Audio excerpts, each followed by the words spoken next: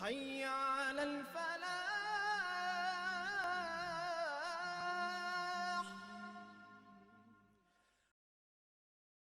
الحمد لوليه والصلاة والسلام على نبيه وعلى آله وأصحابه المتأدبين بآدابه اما بعد.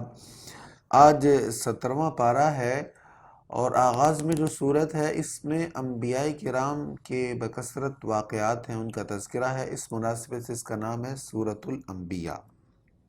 اعوذ باللہ من الشیطان الرجیم بسم اللہ الرحمن الرحیم اقترب للناس حسابهم وهم في غفلة معرضون ما يأتيهم من ذكر من ربهم محدث إلا استمعوه وهم يلعبون. لوگوں کے حساب کا وقت قریب آ گیا اور وہ پھر بھی غفلت میں پڑے ہوئے اعراض کر رہے ہیں. حساب کا وقت یعنی قیامت اب قریب ہے. 1,24,000 یا کم و بیش انبیاء تھے، وہ سب آ کر چلے گئے اور سب سے آخر میں نبی سیدنا محمد صلی اللہ علیہ وسلم بھی تشریف لے آئے.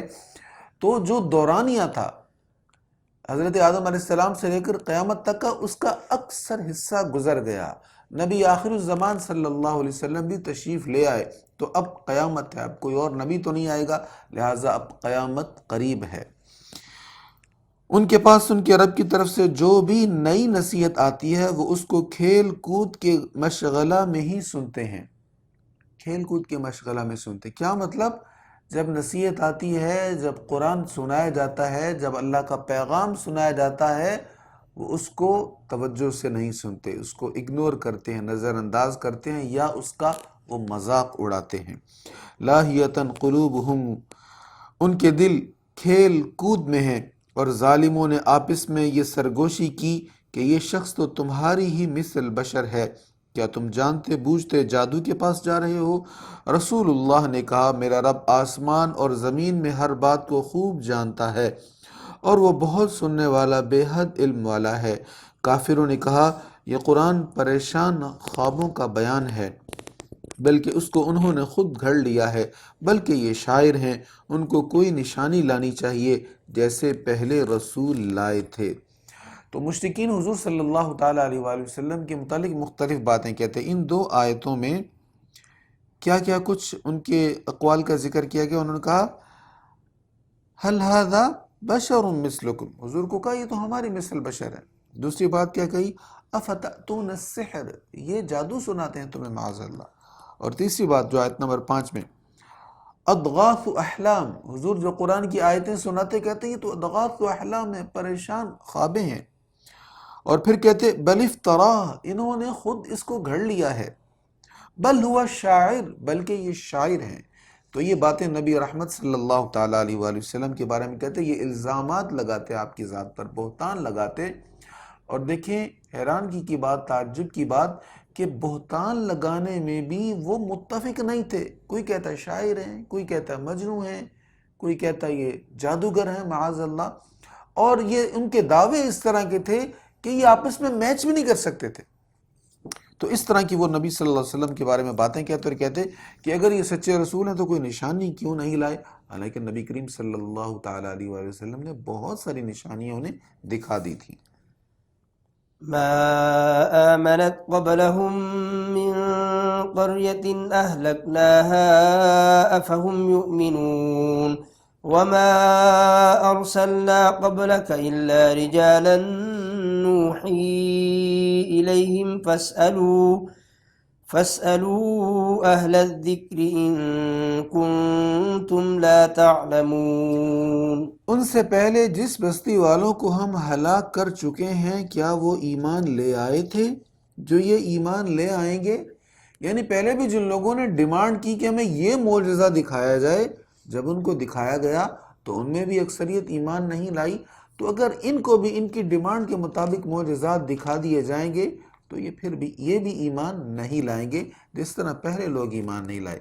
یعنی جس نے ایمان لانا ہے اس کو دلیل مل جاتی ہے، بغیر ڈیمانڈ کے اس کو دلیل مل جاتی ہے. تو یہ بھی اگر ایمان لانا چاہیں تو ہمارے نبی سیدنا محمد صلی اللہ علیہ وسلم کی ذات میں، آپ کے اقوال میں، آپ پر اترنے والی وحی کی صورت میں ان کو بہت سارے دلائل مل جائیں گے جس سے ان کا دل مطمئن ہو جائے گا۔ اور پھر یہ آیت نمبر 6 تھی، پھر آگے ارشاد ہے، اور ہم نے آپ سے پہلے صرف مردوں کو رسول بنایا تھا جن کی طرف ہم وحی فرماتے تھے، سو اگر تم کو علم نہیں تو علم والوں سے پوچھو، فَاسْأَلُوا أَهْلَ الذِّكْرِ إِن كُنتُمْ لَا تَعْلَمُونَ، اگر تمہیں علم نہیں ہے تو علم والوں سے پوچھو، علم والوں سے پوچھو۔ ہم کس سے پوچھتے ہیں؟ گوگل سے۔ ہم تحقیق کرنے بیٹھتے ہیں، محقق بننے بیٹھتے ہیں، اسمارٹ فون نکالا اور گوگل میں ہم نے وہ چیز لکھی اور اس کو سرچ کیا، اور تھوڑی سی اس کی وہ چیزیں جب ہمارے سامنے آ جائیں اس کو پھر اپنے حساب سے کمپیئر کر کے پھر سیٹ شوٹ کر کے ہم چاہتے ہیں اچھا جو اپنے ذہن میں بہتر لگے اس کو ہم چوز کر کے ہم کہتے ہیں کہ بس ہم نے تحقیق کے دریا بہا دیے۔ یہ طریقہ صحیح نہیں ہے۔ فَاسْأَلُوا أَهْلَ الذِّكْرِ إِن كُنتُمْ لَا تَعْلَمُونَ، سو اگر تم کو علم نہیں ہے تو علم والوں سے پوچھ لو۔ ہم نے ان رسولوں کے ایسے جسم نہیں بنائے تھے کہ وہ کھانا نہ کھاتے ہوں اور نہ وہ دنیا میں ہمیشہ رہنے والے تھے، یعنی جو بھی پہلے انبیاء تشریف لائے وہ کھانا بھی کھاتے تھے اور ہمیشہ نہیں رہے، ان کی ظاہری حیات کا ایک دورانیہ تھا، مکمل ہونے کے بعد ان کو بھی وفات ہوئی ہے۔ پھر ہم نے ان کے سامنے اپنا وعدہ سچا کر دکھایا تو ہم نے ان کو اور جن کو ہم نے چاہا نجات دے دی اور حد سے تجاوز کرنے والوں کو ہلاک کر دیا۔ بے شک ہم نے تمہاری طرف ایسی کتاب نازل کی ہے جس میں تمہاری نصیحت ہے، سو کیا تم نہیں سمجھتے؟ وَكَمْ قَصَمْنَا مِن قَرْيَةٍ كَانَتْ ظَالِمَةً وَأَنشَأْنَا بَعْدَهَا قَوْمًا آخَرِينَ فَلَمَّا أَحَسُّوا بَأْسَنَا إِذَا هُمْ مِنْهَا يَرْكُضُونَ۔ اور کتنی ہی ایسی بستیاں ہم نے تباہ کر دیں جو ظلم کرتی تھیں، اور ان کے بعد ہم نے دوسرے لوگوں کو پیدا کر دیا، سو جب انہوں نے ہمارے عذاب کو محسوس کیا تو فوراً اس سے بھاگنے لگے۔ ان سے کہا گیا اب بھاگو مت اور اسی جگہ لوٹو جہاں تمہیں آسودگی دی گئی تھی اور اپنی رہائش گاہوں میں تاکہ تم سے پوچھ گچھ کی جائے۔ انہوں نے کہا ہائے افسوس، بے شک ہم ظلم کرنے والے تھے۔ ان کا مسلسل یہی کہنا رہا حتیٰ کہ ہم نے ان کو کاٹی ہوئی فصل کی طرح کر دیا، زندگی کی حرارت سے بجھا ہوا، اور ہم نے آسمان اور زمین اور ان کے درمیان کی چیزوں کو کھیل کود کے مشغلہ میں نہیں بنایا۔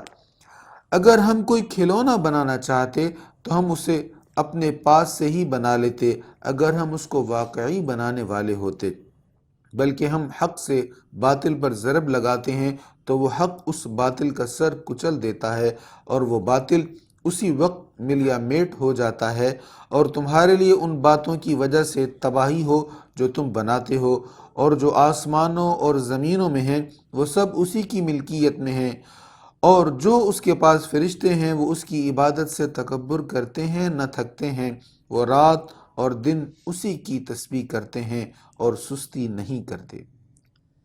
أَمِ اتَّخَذُوا آلِهَةً مِّنَ الْأَرْضِ هُمْ يُنشِرُونَ لَوْ كَانَ فِيهِمَا آلِهَةٌ إِلَّا اللَّهُ لَفَسَدَتَا فَسُبْحَانَ اللَّهِ رَبِّ الْعَرْشِ عَمَّا يَصِفُونَ لَا يُسْأَلُ عَمَّا يَفْعَلُ وَهُمْ يُسْأَلُونَ۔ کیا ان لوگوں نے جن کو زمین میں معبود قرار دیا ہوا ہے وہ مردہ کو زندہ کر سکتے ہیں؟ اگر آسمان اور زمین میں اللہ کے سوا معبود ہوتے تو ضرور درہم برہم ہو جاتے، سو اللہ جو رب العرش ہے وہ ان چیزوں سے پاک ہے جو یہ مشرکین بیان کرتے ہیں، اس سے ان کاموں کا سوال نہیں کیا جائے گا جو وہ کرتا ہے اور ان سے باز پرس کی جائے گی۔ اس جگہ بڑا اہم مسئلہ بیان ہو رہا ہے، لو کان فیہما آلہۃ الا اللہ لفسدتا۔ ارشاد ہے اگر آسمان اور زمین میں اللہ کے سوا معبود ہوتے تو ضرور درہم برہم ہو جاتے، یہ فساد ہوتا۔ اگر اللہ کے ساتھ اور شریک ہوتا تو فساد ہوتا کیسے؟ شریک جو ہوتا ہے وہ بھی برابر کا حصے دار ہوتا ہے، اس کے بھی حقوق برابر کے ہوتے ہیں۔ اللہ تعالیٰ مشرق سے سورج کو نکال کر مغرب میں غروب کرتا ہے تو شریک کہتا کہ بھئی آپ کی مرضی سے مشرق سے نکلا مغرب میں غروب ہوا، تو اب آج میری مرضی چلے کہ میں چاہتا ہوں اس کو مغرب سے نکال کر مشرق کی طرف لے جایا جائے. یہ چاند جو چکر لگا رہا ہے اس کا مدار چینج کیا جائے، اس کو کہیں اور چکر لگانے کے لیے بھیجا جائے. یہ ہوائیں چلنے کا جو نظام ہے، یہ پانی کا جو نظام ہے، زمین میں جو چیزوں کے اگنے کا نظام ہے، اس کو تھوڑا سا چینج کیا جائے. تو اللہ تعالیٰ فرما رہا ہے کبھی ایسا ہوا ہے؟ نہیں ہوا نا. جب سے انسان نے ہوش سنبھالا ہے کبھی اس نظام میں کوئی تبدیلی نہیں آئی. تو تبدیلی کا نہ آنا اس بات کی دلیل ہے کہ اس کا چلانے والا ایک ہے اور اس کا کوئی شریک نہیں ہے، اور اس کی شان یہ ہے کہ اس سے ان کاموں کا سوال نہیں کیا جائے گا جو وہ کرتا ہے، اور ان سب سے باز پرس کی جائے گی. یعنی اس سے کوئی نہیں پوچھ سکتا کہ یا اللہ تو کیا کر رہا ہے، لیکن وہ ہر کسی سے پوچھے گا بتاؤ تم نے کیا کیا کیا ہے. ام اتخذوا من دونه آلهة قل هاتوا برهانكم هذا ذكر من معي وذكر من قبلي بل أكثرهم لا يعلمون الحق فهم معرضون. کیا انہوں نے اللہ کے سوا اور معبود قرار دے رکھے ہیں؟ آپ کہیے تم اپنی دلیل لاؤ. یہ میرے عہد کے لوگوں کے لیے نصیحت ہے اور مجھ سے پہلوں کی نصیحت بھی موجود ہے، بلکہ ان میں سے اکثر حق کو نہیں جانتے، اس لیے وہ منہ موڑ رہے ہیں. اور ہم نے آپ سے پہلے جس کو بھی رسول بنا کر بھیجا اس کی طرف ہم یہ وحی کرتے تھے کہ بے شک میرے سوا کوئی عبادت کا مستحق نہیں، سو تم میری عبادت کرو. اور انہوں نے کہا رحمان نے اولاد بنا لی ہے، وہ اس سے پاک ہے، بلکہ وہ سب اس کے باعزت بندے ہیں. وہ کسی بات میں اس پر سبقت نہیں کرتے اور وہ اسی کے حکم پر ہی عمل کرتے ہیں. وہ جانتا ہے جو کچھ ان کے آگے ہے اور جو کچھ ان کے پیچھے ہے، اور وہ اسی کی شفاعت کریں گے جس کی شفاعت سے وہ راضی ہو، اور وہ اس کی ہیبت سے لرزہ بر اندام ہیں. اور ان میں سے جس نے یہ کہا کہ میں اللہ کے سوا عبادت کا مستحق ہوں تو اس کو ہم دوزخ کی سزا دیں گے، اور ہم ظالموں کو اسی طرح سزا دیتے ہیں. کیا کافروں نے یہ نہیں دیکھا کہ بارش نازل ہونے سے آسمان اور سبزہ اگانے سے زمین بند تھے، تو ہم نے دونوں کو کھول دیا، اور ہم نے پانی سے ہر جاندار چیز بنائی، تو کیا وہ ایمان نہیں لاتے؟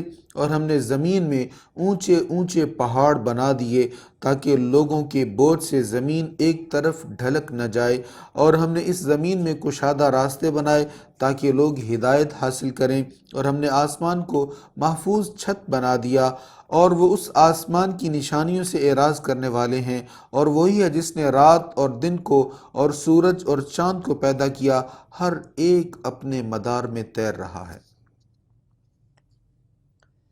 وما جعلنا لبشر من قبلك الخلد أفإن مت فهم الخالدون كل نفس ذائقة الموت ونبلوكم بالشر والخير فتنة وإلينا ترجعون. اور ہم نے آپ سے پہلے کسی بشر کے لیے دنیا میں دوام کو مقدر نہیں کیا، سو اگر آپ کی وفات ہو جائے تو کیا یہ لوگ یہاں ہمیشہ رہنے والے ہیں؟ کفار نے کہا ان کا بیٹا تو کوئی ہے نہیں. حضور صلی اللہ علیہ وسلم کے بارے میں کہا ان کا بیٹا تو کوئی ہے نہیں، ان قریب ان کی وفات ہو جائے گی، تو جب یہ دنیا سے چلے جائیں گے اولاد کوئی ہے نہیں جو ان کا جانشین بنے، لہٰذا ان کا پیغام ختم ہو جائے گا. تو وہ انتظار کرنے لگے حضور صلی اللہ علیہ وسلم کے پردہ فرمانے کا. اللہ نے فرمایا کوئی بھی انسان جو اس دنیا میں آئے وہ ہمیشہ کے لیے نہیں آیا، تو اے میرے حبیب صلی اللہ علیہ وسلم آپ اگر پردہ فرمائیں گے، آپ کی اگر وفات ہوگی تو یہ کون سا رہیں گے؟ انہوں نے بھی تو ایک دن اس دنیا سے چلے جانا ہے. کل نفس ذائقۃ الموت، ہر نفس موت کو چکھنے والا ہے، اور ہم تم کو بری اور اچھی حالت میں مبتلا کر کے آزماتے ہیں، اور تم سب لوگ ہماری ہی طرف لوٹائے جاؤ گے. اور یہ کفار جب بھی آپ کو دیکھتے ہیں تو آپ کا مذاق اڑاتے ہیں، کہتے ہیں کیا یہ ہے وہ شخص جو تمہارے خداؤں کا برائی سے ذکر کرتا ہے، حالانکہ وہ خود رحمان کے ذکر کا انکار کرتے ہیں. انسان جلد باز پیدا کیا گیا ہے، عن قریب میں تم لوگوں کو اپنی نشانیاں دکھاؤں گا، سو تم مجھ سے جلد بازی نہ کرو. وہ کہتے ہیں کہ یہ قیامت کا وعدہ کب پورا ہوگا اگر تم سچے ہو۔ کاش ان کافروں کو اس وقت کا علم ہوتا جب یہ اپنے چہروں سے اور اپنی پیٹھوں سے آگ کو دور نہ کر سکیں گے اور نہ ان کی مدد کی جائے گی، بلکہ وہ قیامت ان کے پاس اچانک ہی آ جائے گی اور ان کو حیران کر دے گی، اور وہ اس کو مسترد کرنے کی طاقت نہیں رکھیں گے اور نہ انہیں مہلت دی جائے گی۔ اور بے شک آپ سے پہلے رسولوں کا بھی مذاق اڑایا گیا تھا، سو مذاق اڑانے والوں کو اس عذاب نے گھیر لیا جس کا وہ مذاق اڑاتے تھے۔ قل من يكلؤكم بالليل والنهار من الرحمن بل هم عن ذكر ربهم معرضون أم لهم آلهة تمنعهم من دوننا لا يستطيعون نصر أنفسهم ولا هم منا يصحبون۔ آپ کہیے کہ رات اور دن میں رحمان کے عذاب سے تمہاری کون حفاظت کر سکتا ہے؟ بلکہ یہ تو اپنے رب کے ذکر سے ہی منہ پھیرنے والے ہیں۔ کیا ان کے پاس کوئی اور معبود ہیں جو ان کو ہمارے عذاب سے چھڑا لیں گے؟ وہ تو خود اپنی مدد کرنے کی طاقت نہیں رکھتے اور نہ ہماری طرف سے ان کی مدد کی جائے گی، بلکہ ہم نے ان کو اور ان کے باپ دادا کو دنیا کی زندگی میں بہت نفع پہنچایا، حتیٰ کہ ان کی زندگی بہت لمبی ہو گئی۔ کیا وہ نہیں دیکھتے کہ ہم ان پر زمین کے کناروں کو کم کرتے چلے آ رہے ہیں؟ تو کیا یہ اب بھی غالب ہو سکتے ہیں؟ زمین کے کناروں کا کم ہونا یعنی کفار کے جو علاقے ہیں ان میں اسلام پھیل رہا ہے، اور کفار کی سرزمین کم ہو رہی ہے اور مسلمانوں کی سرزمین بڑھ رہی ہے۔ قل انما انذرکم بالوحی، آپ کہیے میں تم کو صرف وحی سے ڈرا رہا ہوں، اور بہروں کو جب ڈرایا جائے تو وہ کسی کی پکار کو نہیں سنتے۔ حضور صلی اللہ تعالیٰ علیہ وآلہ وسلم جب انہیں وحی سناتے، پیغام سناتے تو وہ توجہ نہ کرتے، اور ان کا انداز ایسا ہوتا، ان کا حال ایسا ہوتا جیسے کسی بہرے کو کوئی بات بتائی جاتی ہے اور وہ سننے سے محروم ہوتا ہے۔ یہی کیفیت ان کفار کی ہوتی کہ سن لیتے لیکن سن کر اس کو قبول ایسے نہ کرتے جیسے بہرا کوئی بات سن کر کسی طرح کا اثر نہیں لیتا۔ اور اگر ان کو آپ کے رب کا عذاب ذرا سا بھی چھو جائے تو یہ ضرور کہیں گے ہائے ہماری کم بختی، ہم ضرور ظلم کرنے والے تھے، اور ہم قیامت کے دن انصاف کی ترازو رکھیں گے، سو کسی شخص پر بالکل ظلم نہیں کیا جائے گا، اور اگر کسی کا عمل رائی کے دانہ برابر بھی ہوا تو ہم اس کو لے آئیں گے، اور ہم حساب کرنے کے لیے کافی ہیں۔ اور ہم نے موسیٰ اور ہارون کو کتاب فیصل اور روشنی اور متقین کے لیے نصیحت دی جو بن دیکھے اپنے رب سے ڈرتے ہیں اور وہ قیامت سے بھی ڈرنے والے ہیں۔ اور یہ برکت والا ذکر ہے جس کو ہم نے نازل فرمایا ہے، سو کیا تم اس کا انکار کرنے والے ہو؟ وَلَقَدْ آتَيْنَا إِبْرَاهِيمَ رُشْدَهُ مِن قَبْلُ وَكُنَّا بِهِ عَالِمِينَ إِذْ قَالَ لِأَبِيهِ وَقَوْمِهِ مَا هَذِهِ التَّمَاثِيلُ الَّتِي أَنْتُمْ لَهَا عَاكِفُونَ۔ اور بے شک اس سے پہلے ہم نے ابراہیم کو ہدایت عطا فرمائی تھی اور ہم ان کو خوب جانتے تھے۔ جب انہوں نے اپنے عرفی باپ اور اپنی قوم سے کہا یہ کیسی مورتیاں ہیں جن کی پرستش پر تم جمے ہوئے ہو، انہوں نے کہا ہم نے اپنے باپ دادا کو انہی کی عبادت کرتے ہوئے پایا تھا۔ تو جناب ابراہیم علیہ السلام نے اپنی قوم کو جب کہا کہ تم یہ بتوں کی پوجا کر رہے ہو تو انہوں نے کیا دلیل دی؟ ان کا جو بڑے یہی کرتے آئے ہیں، یہ ہم نیا کام نہیں کر رہے، بڑوں سے ہو رہا ہے۔ ان کے سامنے یہ بہت بڑی دلیل تھی کہ جو کام بڑے کر رہے ہیں وہ صحیح ہے۔ ابراہیم نے کہا بے شک تم اور تمہارے باپ دادا کھلی ہوئی گمراہی میں تھے، یعنی بڑے بھی جو کر رہے تھے وہ بھی گمراہی میں تھے، وہ بھی غلط کر رہے تھے۔ قالوا اجئتنا بالحق ام انت من اللاعبین، انہوں نے کہا کیا آپ واقعی حق بات کر رہے ہیں یا یوں ہی مذاق کر رہے ہیں؟ یعنی وہ اس بات کو حقیقت ماننے کے لیے تیار ہی نہ تھے کہ ہمارے باپ دادا جو کرتے ہیں وہ ٹھیک کرتے ہیں، کہا کہ آپ ہم سے مذاق کر رہے ہیں۔ ابراہیم نے کہا بلکہ تمہارا رب وہ ہے جو آسمانوں اور زمینوں کا رب ہے، جس نے ان کو پیدا کیا ہے اور میں اس پر گواہوں میں سے ہوں، اور اللہ کی قسم تمہارے پیٹھ پھیر کے جانے کے بعد میں تمہارے بتوں کے ساتھ ایک خفیہ تدبیر کروں گا۔ تو جناب ابراہیم علیہ السلام نے ان کو کہا کہ یہ کوئی دلیل نہیں ہے کہ باپ دادا ہی کام کرے تھے لہٰذا ہم کریں گے۔ تو اس میں اصول یہ ہے، اگر باپ دادا کا عمل قرآن و سنت کے مطابق ہو تو پھر اس عمل کو جاری رکھنا چاہیے، اس میں بہت برکت ہے۔ اگر وہ قرآن و سنت کے خلاف ہو تو پھر اس کو چھوڑ دینا چاہیے۔ تو حضرت ابراہیم علیہ السلام نے ان سے کہا کہ اللہ کی قسم تمہارے پیٹ پھر کر جانے کے بعد میں تمہارے بتوں کے ساتھ ایک خفیہ تدبیر کروں گا۔ فجعلهم جذاذا إلا كبيرا لهم لعلهم إليه يرجعون قالوا من فعل هذا بآلهتنا إنه لمن الظالمين قالوا سمعنا فتى يذكرهم يقال له إبراهيم سو ابراہیم نے ان کے بڑے بت کے سوا سب بتوں کے ٹکڑے ٹکڑے کر دیے تاکہ وہ اس کی طرف رجوع کریں۔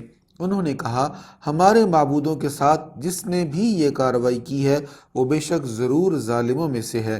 انہوں نے کہا ہم نے ایک جوان کو ان بتوں کے ذکر کرتے ہوئے سنا تھا جس کو ابراہیم کہا جاتا ہے۔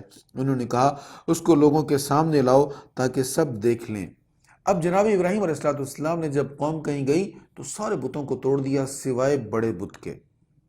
بعض نے اس طرح بھی تفسیر لکھی ہے، روایت لکھی ہے یہ کہ آپ نے کلہاڑے سے سب بتوں کو توڑا اور بڑے بت کو چھوڑ دیا اور کلہاڑا بڑے بت کے کندھے پر لا کر رکھ دیا۔ اب وہ آپس میں باتیں کرنے لگے، کس نے ایسے کیا؟ تو کہنے لگے ابراہیم ایسے ایسے باتیں کر رہے تھے، ان کو لاؤ۔ ابراہیم علیہ السلام کو لایا گیا۔ قالوا اانت فعلت هذا بآلهتنا یا ابراہیم، انہوں نے کہا اے ابراہیم کیا تم نے ہمارے معبودوں کے ساتھ یہ کارروائی کی ہے؟ ابراہیم نے کہا بلکہ اسی نے یہ کام کیا ہے، یعنی ابراہیم نے ان میں کا بڑا یہ ہے۔ ابراہیم نے کہا ان میں کا بڑا یہ ہے، سو ان سے پوچھ لو اگر یہ بول سکتے ہوں۔ اسی نے کیا ہوگا، پوچھیں ذرا اس سے، جس کی پوجا کر رہے ہیں، جس سے مانگ رہے ہیں، اس سے پوچھیں تو صحیح، اسی نے تو نہیں کیا، پوچھ کر دیکھیں اس سے۔ یعنی ابراہیم علیہ السلام انہیں عاجز کرنا چاہتے تھے، ان کے منہ سے یہ کہلوانا چاہتے تھے کہ وہ کہتے کہ وہ خود کہیں کہ یہ تو بول بھی نہیں سکتے۔ فرجعوا الى انفسهم فقالوا انکم انتم الظالمون، پس انہوں نے اپنے نفسوں کی طرف رجوع کیا اور آپس میں کہا بے شک تم ہی ظالم ہو۔ پھر انہوں نے اپنے سر جھکا لیے اور شرمندگی سے کہا تم کو معلوم ہے کہ یہ بول نہیں سکتے، تم جانتے ہو کہ یہ بت بول نہیں سکتے۔ ابراہیم نے کہا کیا تم اللہ کے سوا ان کی عبادت کرتے ہو جو تم کو نہ نفع دے سکتے ہیں نہ نقصان پہنچا سکتے ہیں؟ اف لکم ولما تعبدون من دون اللہ افلا تعقلون، تف ہے تم پر اور ان پر جن کی تم اللہ کو چھوڑ کر عبادت کرتے ہو، کیا تم عقل سے کام نہیں لیتے؟ اب جب ابراہیم علیہ السلام نے یہ سارا معاملہ ان کے سامنے رکھا، چاہیے تو یہ تھا کہ وہ رجوع اللہ کرتے، توبہ کرتے، وہ سمجھ جاتے کہ واقعی ہم غلط کر رہے ہیں، لیکن ایسا نہیں ہوا۔ انہوں نے کیا کہا؟ قالوا حرقوه وانصروا آلهتكم إن كنتم فاعلين قلنا يا نار كوني بردا وسلاما على إبراهيم وأرادوا به كيدا فجعلناهم الأخسرين۔ انہوں نے کہا اس کو جلا دو اور اپنے معبودوں کی مدد کرو اگر تم کچھ کرنے والے ہو۔ اب یہ جن کی عبادت کر رہے ہیں ان کی مدد کر رہے ہیں، بتوں کی، کہتے ہیں اپنے معبودوں کی مدد کریں اور وہ مدد کرنے کے لیے ابراہیم کو جلا دیں۔ تو حضرت ابراہیم علیہ السلام کو آگ میں ڈالنے کے لیے بہت بڑے پیمانے پر آگ چلائی گئی۔ روایت میں ہے کہ آپ کو منجنیق میں ڈال کر آگ میں پھینکا گیا۔ آگ کی تپش اتنی زیادہ تھی کہ اس کے قریب بھی نہیں جایا جا سکتا تھا، تو منجنیق میں ڈال کر آپ کو جب آگ کے اندر پھینکا تو اللہ نے فرمایا یا نار کونی بردا و سلاما علی ابراہیم، ہم نے فرمایا اے آگ تو ابراہیم پر ٹھنڈک اور سلامتی ہو جا، ٹھنڈی ہو لیکن ایسی ٹھنڈی نہ ہو کہ ابراہیم کو سردی لگے، سلامتی والی ٹھنڈی ہو جائے۔ کیا خوب کہا اقبال نے، آج بھی ہو جو براہیم سا ایما پیدا، آگ کر سکتی ہے انداز گلستاں پیدا۔ بڑے مشکل حالات ہیں، بڑا کٹھن دور چل رہا ہے امت مسلمہ پر، لیکن براہیم جیسا ذوق آج بھی اگر پیدا ہو تو یہ مشکل حالات آسانیوں میں اللہ تعالیٰ تبدیل فرما سکتا ہے۔ وَأَرَادُوا بِهِ كَيْدًا فَجَعَلْنَاهُمُ الْأَخْسَرِينَ، انہوں نے ابراہیم کے ساتھ ایک چال چلی سو ہم نے ان کو ناکام کر دیا، اور ہم ابراہیم کو اور لوط کو نجات دے کر اس سرزمین کی طرف لے گئے جس میں ہم نے تمام جہان والوں کے لیے برکت فرمائی تھی، اور ہم نے ابراہیم کو اسحاق عطا فرمایا اور اس پر زائد یعقوب عطا فرمایا، اور ہم نے ان سب کو نیکوکار بنایا، اور ہم نے ان کو امام بنا دیا جو ہمارے حکم سے ہدایت دیتے تھے، اور ہم نے ان کی طرف نیک کام کرنے کی وحی کی، اور نماز قائم کرنے کی اور زکوٰۃ ادا کرنے کی، اور وہ ہماری ہی عبادت کرنے والے تھے، اور ہم نے لوط کو حکم نبوت اور علم عطا فرمایا، اور ان کو اس شہر سے نجات دی جس کے لوگ بے حیائی کے کام کرتے تھے، بے شک وہ نافرمانی کرنے والے بدترین لوگ تھے، اور ہم نے لوط کو اپنی رحمت میں داخل کر لیا، بے شک وہ نیکوکاروں میں سے تھے۔ ونوحا إذ نادى من قبل فاستجبنا له فنجيناه وأهله من الكرب العظيم ونصرناه من القوم الذين كذبوا بآياتنا إنهم كانوا قوم سوء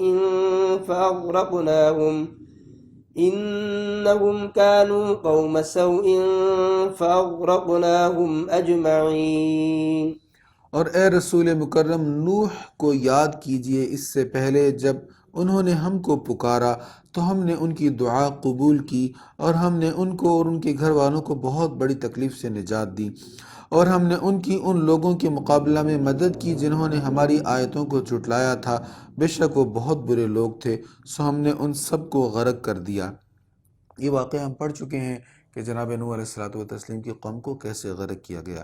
وَدَاوُودَ وَسُلَيْمَانَ إِذْ يَحْكُمَانِ فِي الْحَرْثِ إِذْ نَفَشَتْ فِيهِ غَنَمُ الْقَوْمِ وَكُنَّا لِحُكْمِهِمْ شَاهِدِينَ، اور داؤد اور سلیمان کو یاد کیجئے جب وہ ایک کھیت کا فیصلہ کر رہے تھے، جب کچھ لوگوں کی بکریوں نے رات میں اس کھیت کو چر لیا تھا اور ہم ان کے فیصلہ کو دیکھ رہے تھے، سو ہم نے اس کا صحیح فیصلہ سلیمان کو سمجھا دیا، اور ہم نے دونوں کو قوت فیصلہ اور علم عطا کیا تھا، اور ہم نے پہاڑوں کو داؤد کے تابع کر دیا تھا جو داؤد کے ساتھ تسبیح کرتے تھے، اور پرندے بھی، اور ہم ہی ہر کام کرنے والے ہیں۔ جناب داؤد علیہ السلام کے پاس ایک مقدمہ آیا، ایک شخص کا کھیت ہے اور ایک شخص کی بکریاں ہیں۔ بکریوں نے کیا کیا، کھیت والے کے کھیت کو کھا لیا، سب کچھ چر گئیں بکریاں۔ اب کھیت والے کا بڑا نقصان ہوا، وہ آپ کے پاس انصاف کے لیے آیا، تو آپ نے کہا تم اس کی بکریوں کو لے لو، اس کے جرمانہ میں، اس کے معاوضہ میں جو تمہارا نقصان ہوا ہے، یہ اس کی بکریاں تم لے لو۔ فیصلہ کر دیا۔ اب بکریوں والا حضرت سلیمان علیہ السلام کے پاس گیا، اس نے کہا جی یہ فیصلہ کیا گیا ہے، تو میرا تو جو کچھ تھا وہ سب وہ کھیت والا لے گیا۔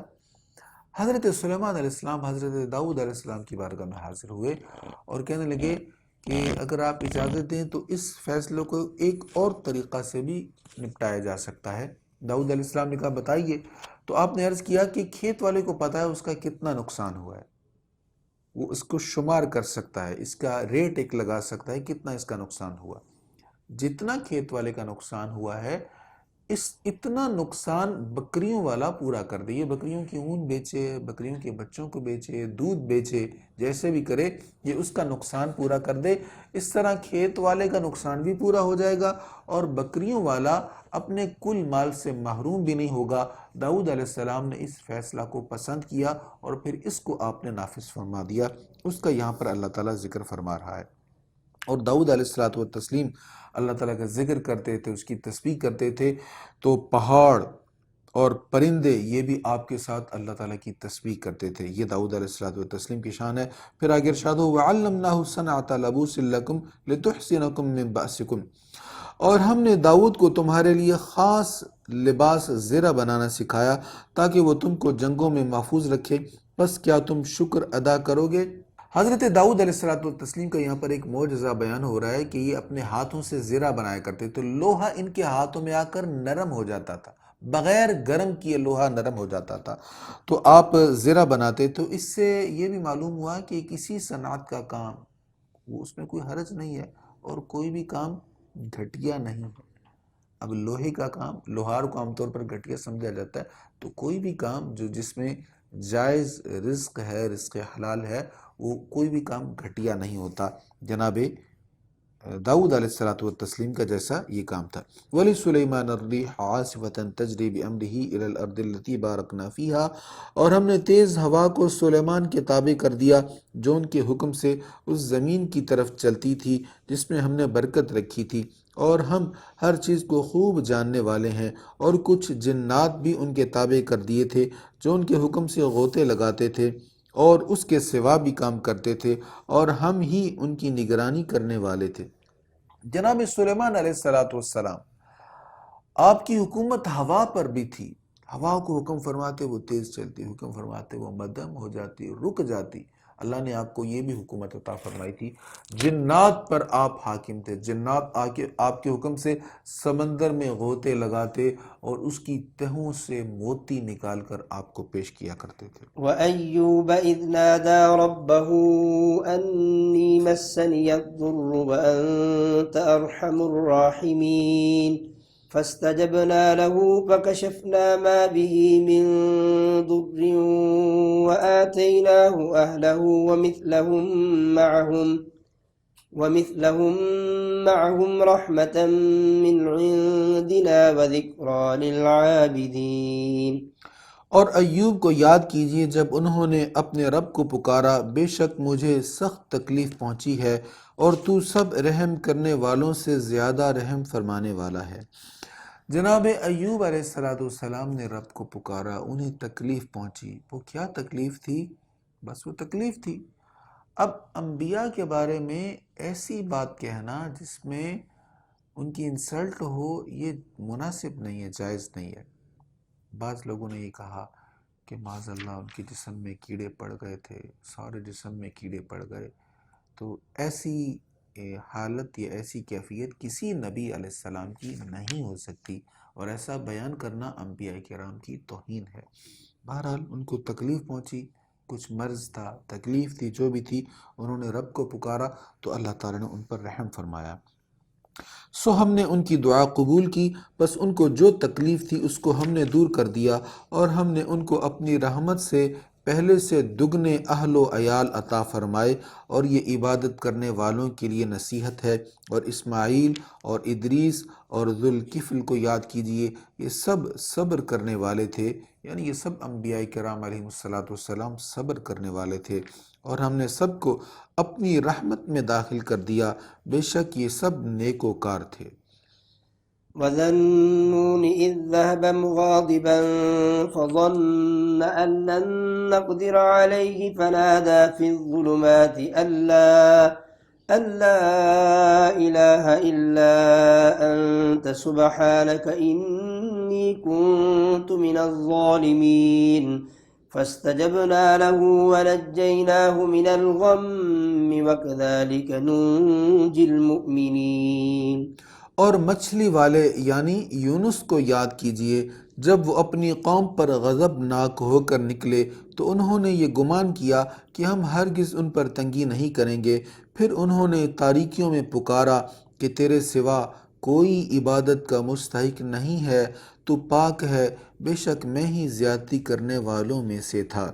تو آیت کریمہ جس کو ہم کہتے ہیں لا الہ الا انت سبحانک انی کنت من الظالمین، اور اس کا ترجمہ کیا ہے کہ تیرے سوا کوئی عبادت کا مستحق نہیں ہے، تو پاک ہے، بے شک میں ہی زیادتی کرنے والوں میں سے تھا۔ تو تو جناب یونس علیہ السلام جب مچھلی کے پیٹ میں تھے تو اس وقت انہوں نے یہ پڑھا، تو پھر اللہ تعالیٰ نے ان کی پکار کو سن لیا۔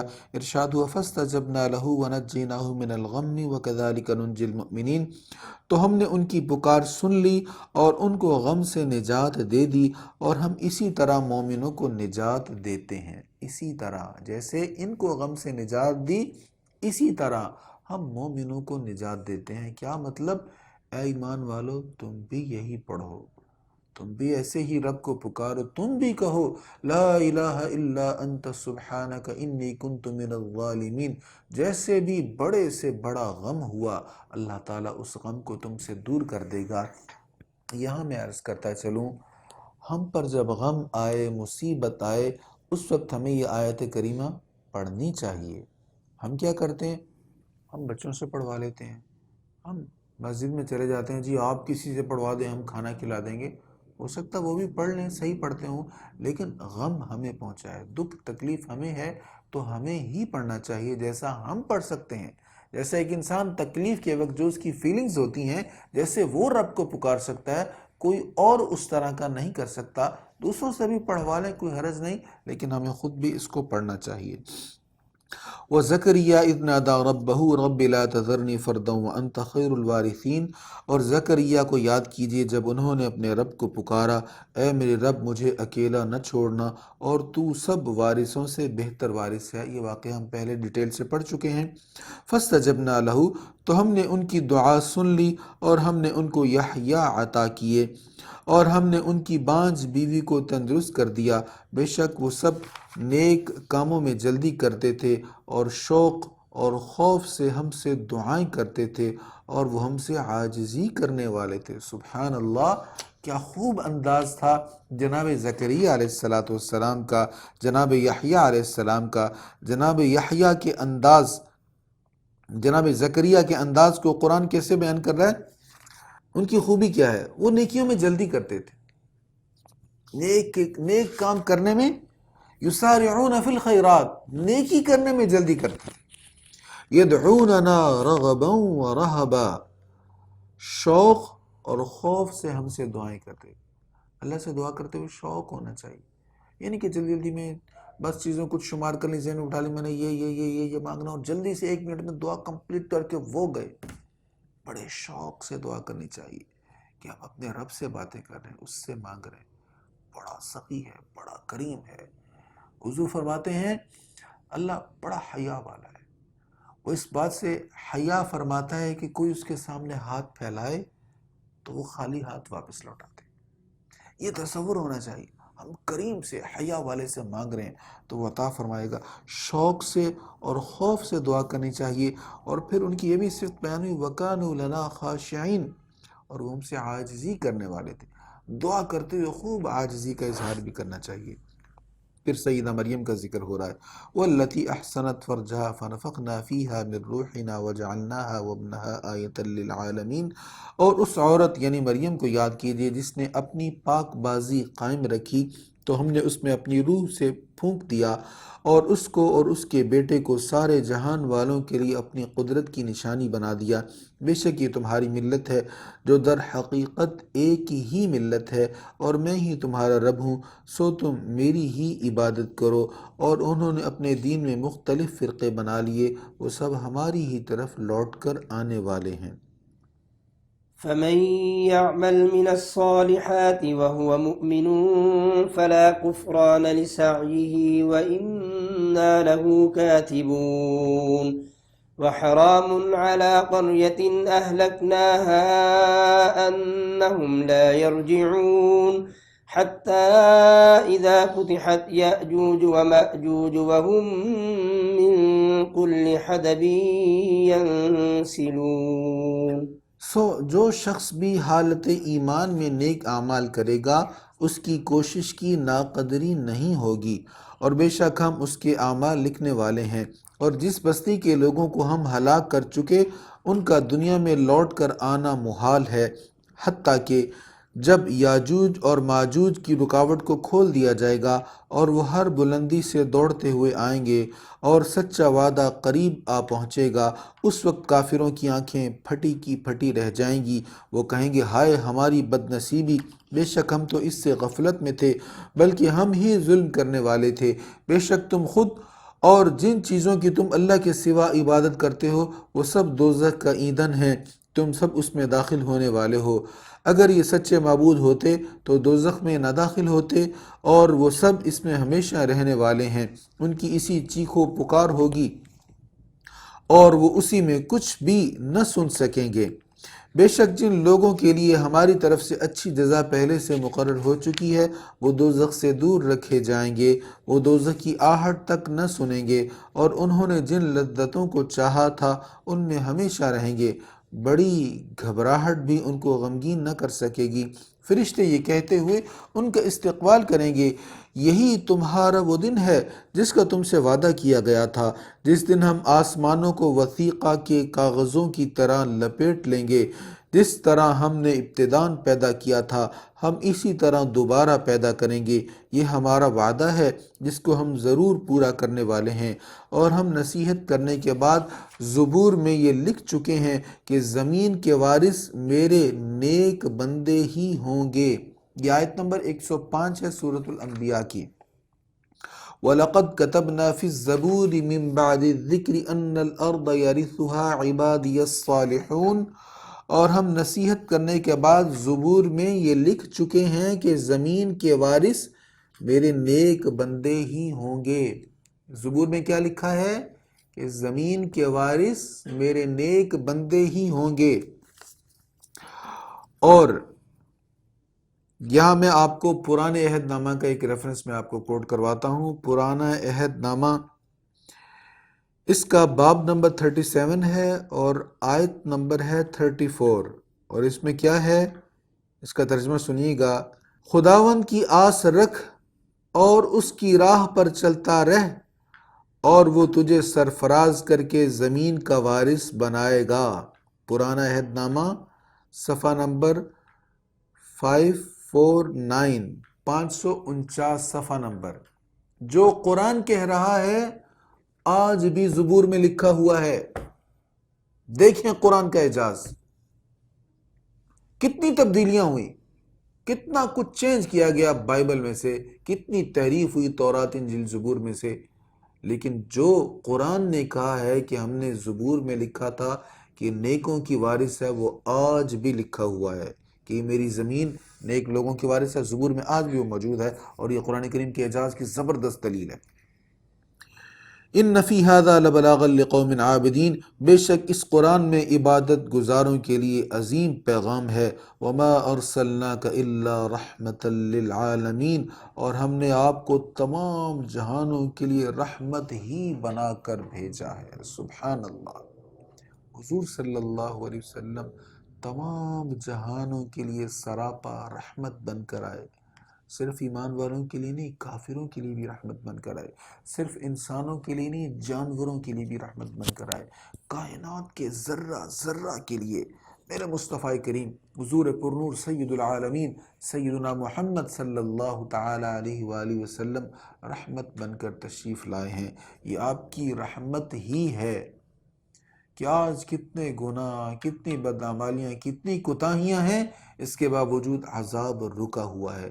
اللہ تعالیٰ نے ہم سے عذاب کو روکا ہوا ہے اور مہلت دیے جا رہا ہے، مہلت دیے جا رہا ہے۔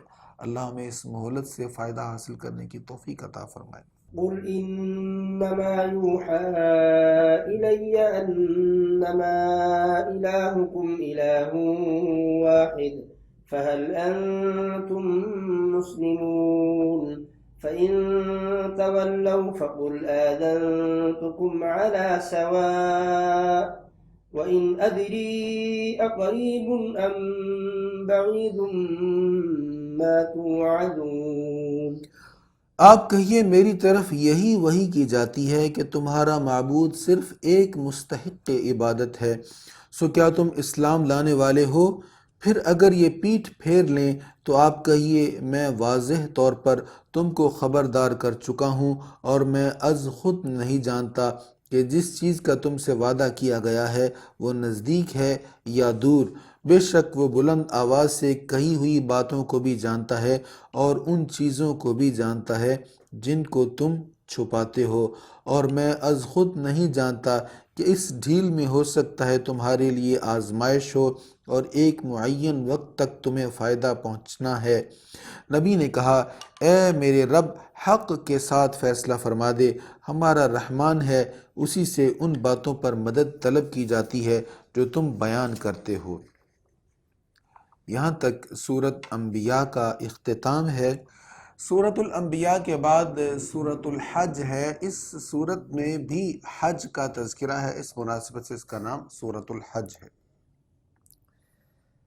بسم اللہ الرحمن الرحیم یا ایہا الناس اتقوا ربکم ان زلزلة الساعة شیء عظیم یوم ترونها تذهل كل مرضعة عما أرضعت وتضع كل ذات حمل حملها وترى الناس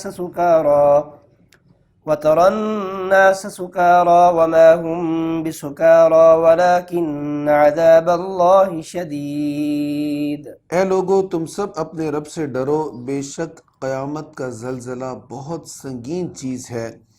جس دن تم اس کو دیکھو گے، ہر دودھ پلانے والی اپنے دودھ پیتے بچے کو فراموش کر دے گی اور ہر حاملہ کا حمل ساقط ہو جائے گا، اور تم کو لوگ مدہوش نظر آئیں گے، حالانکہ وہ مدہوش نہیں ہوں گے، لیکن اللہ کا عذاب بہت سخت ہے۔ قیامت کا دن کیسا ہولناک اور ہیبت ناک ہوگا، فرمایا اس کی ہیبت اور جاہ و جلال ایسا ہوگا کہ ماں کو بچے سے پیار تو ہوتا ہے نا، لیکن بچہ جتنا زیادہ چھوٹا ہوتا ہے اتنا زیادہ ماں کی توجہ کا محور و مرکز رہتا ہے۔ جیسے جیسے بچہ بڑا ہوتا ہے، ماں تھوڑا سا اس کی طرف سے لاپرواہ ہوتی چلی جاتی ہے، یہاں تک کہ وہ جب بالکل جوان ہو جاتا ہے تو ماں اس کی طرف سے تھوڑی سی لاپرواہ ہو جاتی ہے کہ اب یہ خود اپنے پیروں پہ کھڑا ہو گیا۔ لیکن جو دودھ پیتا بچہ ہوتا ہے اس کو تو ماں کبھی فراموش نہیں کرتی۔ فرمایا قیامت کا دن ایسا ہیبت ناک ہوگا کہ اگر کوئی ماں اپنے بچے کو دودھ پلانے والی ہوئی، کسی کا اتنا چھوٹا بچہ ہوا کہ اس کو دودھ پلا رہی ہو، تو وہ بھی اس دن کی ہیبت کی وجہ سے اپنے بچے کو فراموش کر دے گی، بھول جائے گی۔ قیامت کے دن کوئی دودھ پلانے والی نہیں ہوگی، لیکن اس دن کی ہیبت کو بیان کرنے کے لیے یہ چیز ارشاد فرمائی جا رہی ہے۔ اسی طرح فرمایا کہ ایسا خوفناک دن ہوگا کہ اگر کوئی حاملہ ہو تو اس دن کے خوف کی وجہ سے اس کا حمل ساقط ہو جائے، اس کا حمل گر جائے۔ پھر ارشاد ہوا، اور بعض لوگ اللہ کے متعلق بغیر علم کے جھگڑا کرتے ہیں اور ہر سرکش شیطان کی پیروی کرتے ہیں۔ تو اللہ تعالیٰ کے متعلق بغیر علم کے بحث و تکرار نہیں کرنی چاہیے، اس میں شیطان کی پیروی کا زیادہ امکان ہوتا ہے۔ جس کے متعلق لوح محفوظ میں یہ لکھا جا چکا ہے کہ جو اس کو دوست بنائے گا، کس کے متعلق؟ شیطان کے متعلق۔ جس کے متعلق لوح محفوظ میں یہ لکھا جا چکا ہے کہ جو اس کو دوست بنائے گا وہ اس کو گمراہ کر دے گا اور اس کو بھڑکتی ہوئی آگ کے عذاب کی طرف لے جائے گا۔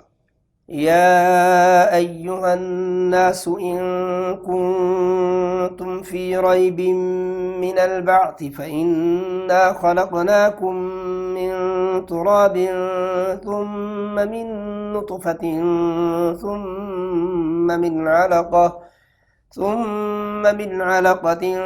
ثم من مضغة مخلقة وغير مخلقة لنبين لكم ونقر في الأرحام ما نشاء إلى أجل مسمى ثم نخرجكم طفلا ثم لتبلغوا أشدكم ومنكم من يتوفى ومنكم من يرد إلى أرذل العمر لكي لا يعلم من بعد علم شيئا وترى الأرض هامدة فإذا أنزلنا عليها الماء اهتزت وربت وأنبتت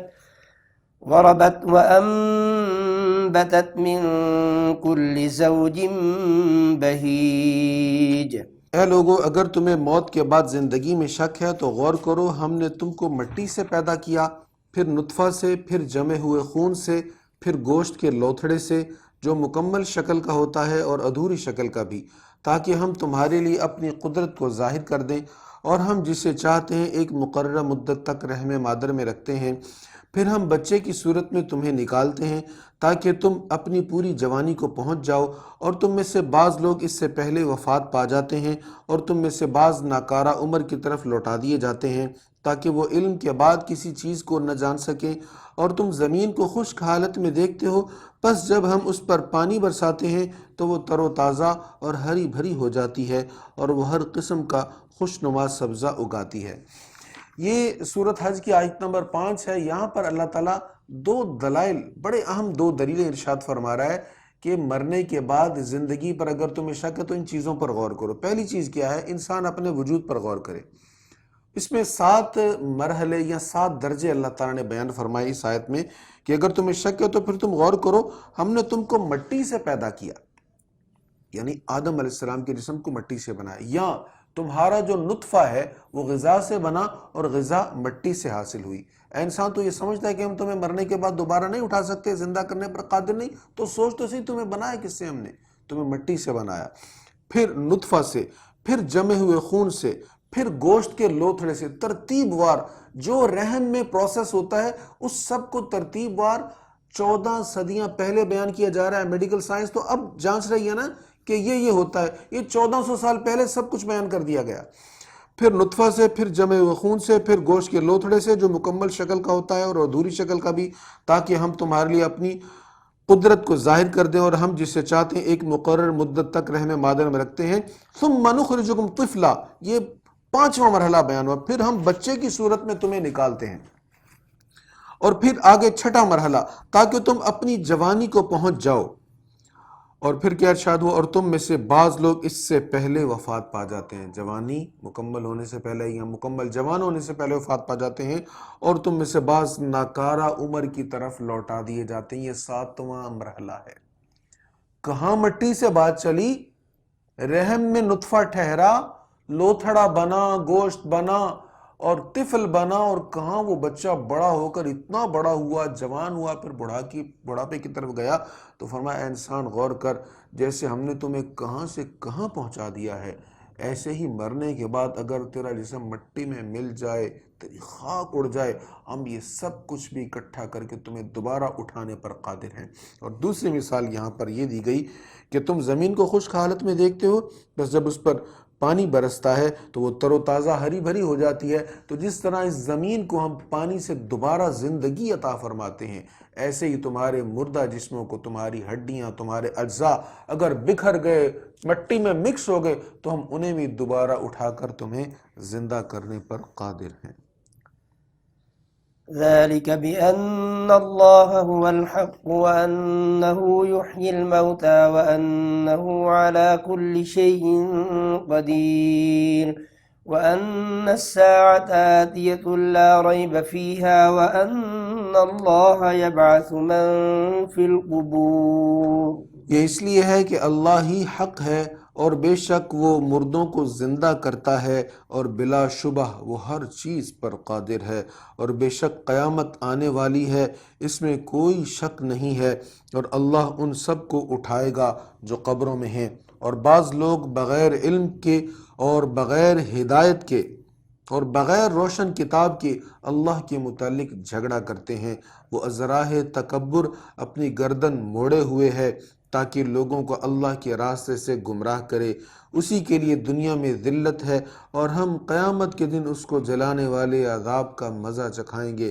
اس سے کہا جائے گا، یہ تیرے ان کاموں کی سزا ہے جن کو تیرے ہاتھ پہلے بھیج چکے ہیں، اور بے شک اللہ بندوں پر ظلم کرنے والا نہیں ہے۔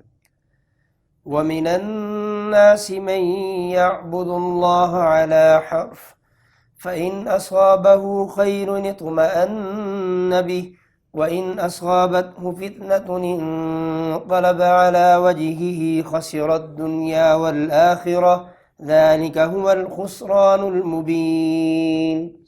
اور کوئی شخص ایک کنارے پر کھڑا ہو کر اللہ کی عبادت کرتا ہے، پس اگر اس کو کوئی بھلائی مل جائے تو وہ اس سے مطمئن ہو جاتا ہے، اور اگر اس پر کوئی آزمائش آ جائے تو وہ منہ کے بل پلٹ جاتا ہے۔ اس نے دنیا اور آخرت کا نقصان سمیٹا، یہی کھلا ہوا نقصان ہے۔ ایسے لوگ بھی ہیں جیسے منافقین کہ ایک کنارے پر کفر اور اسلام کے درمیان کنارے پر ہیں۔ اگر اسلام میں دیکھا غنیمت مل رہی ہے، فائدے ہو رہے ہیں تو پھر اسلام میں آ گئے، اور جب دیکھا کوئی نقصان ہو رہا ہے تو پلٹ کر کفر کی طرف چلے گئے۔ فرمایا اگر کوئی دنیاوی فائدوں کو پیش نظر رکھ کر اسلام کو چنتا ہے تو پھر تو وہ اسلام پر مضبوط رہ نہیں سکے گا۔ یہ تو دل سے ماننا ہے نا، چاہے اس میں بظاہر مشکلات ہوں چاہے بظاہر آسانیاں ہوں، اسلام تو دل سے ماننا ہے۔ تو فرمایا اگر کوئی دنیا کے فائدوں کو پیش نظر رکھ کر اسلام سے منہ پھیر کر جائے گا تو اس میں اللہ کا کوئی نقصان نہیں ہے، وہ اپنا ہی نقصان کر رہا ہے۔ وہ اللہ کے سوا اس کی عبادت کرتا ہے جو اس کو نہ نقصان پہنچا سکتا ہے نہ نفع دے سکتا ہے، یہی دور کی گمراہی ہے۔ وہ اس کو پکارتا ہے جس کا ضرر اس کے نفع سے زیادہ قریب ہے، وہ کیسا برا مددگار ہے اور کیسا برا ساتھی ہے۔ بے شک جو لوگ ایمان لائے اور انہوں نے نیک عمل کیے، اللہ ان کو ان جنتوں میں داخل کر دے گا جن کے نیچے سے دریا بہتے ہیں۔ بے شک اللہ جس کا ارادہ کرتا ہے اس کو کر کے رہتا ہے۔ جو یہ گمان کرتا تھا کہ اللہ اپنے رسول کی دنیا اور آخرت میں ہرگز مدد نہیں کرے گا، تو اس کو چاہیے کہ وہ اونچی جگہ پر رسہ باندھ کر اپنے گلے میں ڈال لے، پھر اس رسے کو کاٹ لے، پھر یہ دیکھے کہ آیا اس کی یہ تدبیر اس کے غضب اور غصہ کو دور کرتی ہے یا نہیں۔ کفار اور مشرکین یہ سمجھتے تھے کہ رسول اللہ صلی اللہ تعالیٰ علیہ وآلہ وسلم کی مدد نہیں ہوگی، اللہ تعالیٰ آپ کو مدد نہیں عطا فرمائے گا۔ اللہ نے اپنے حبیب کی ہر جگہ مدد فرمائی، آپ کو سرخرو فرمایا۔ آپ کا پیغام دنیا میں جب تیزی سے پھیلنے لگا، اب یہی کفار حسد سے بغض سے جلنے لگے، تو اللہ تعالیٰ نے فرمایا اے جلنے والو تم جل جاؤ، تم گھٹ گھٹ کر مر جاؤ، لیکن میرے حبیب صلی اللہ تعالیٰ علیہ وآلہ وسلم کا پیغام پھیلتا رہے گا۔ یریدون لیطفئوا نور اللہ بافواہہم واللہ متم نورہ ولو کرہ الکافرون۔ یہ چراغ جلتا رہے گا، اس کی روشنی پھیلتی رہے گی، اور پھونکوں سے یہ چراغ بجھنے والا نہیں ہے، انشاءاللہ قیامت تک اس کی روشنی ہوتی رہے گی۔ وَكَذَلِكَ أَنزَلْنَاهُ آيَاتٍ بَيِّنَاتٍ وَأَنَّ اللَّهَ يَهْدِي مَن يُرِيدُ۔ اور اسی طرح ہم نے اس قرآن کو واضح آیتوں کے ساتھ نازل کیا ہے، بے شک اللہ جس کو چاہے ہدایت دے دیتا ہے۔ بے شک جو لوگ ایمان لائے اور جو یہودی ہوئے اور صابئی یعنی ستارہ پرست اور عیسائی اور آتش پرست اور شرک کرنے والے، یقیناً اللہ ان سب کے درمیان قیامت کے دن فیصلہ فرما دے گا۔ بے شک اللہ ہر چیز پر نگہبان ہے۔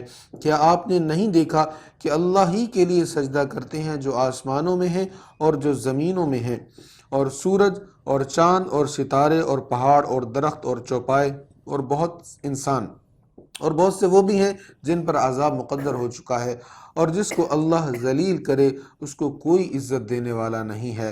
بے شک اللہ جو چاہتا ہے وہ کرتا ہے، جسے اللہ ذلیل کر دے اسے کوئی عزت نہیں دے سکتا۔ اس لیے عزت کے لیے اللہ ہی کی بارگاہ میں جانا چاہیے، اور عزت کے حصول کے لیے اللہ ہی کی بارگاہ میں عرض کرنا چاہیے۔ یہ آیت نمبر 18 ہے سورۃ حج کی، اور یہ آیت سجدہ بھی ہے۔ اس کو سننے کے بعد آپ پر ایک بار سجدہ کرنا واجب ہو گیا ہے۔ هذان خصمان اختصموا في ربهم فالذين كفروا قطعت لهم ثياب من نار يصب من فوق رؤوسهم الحميم۔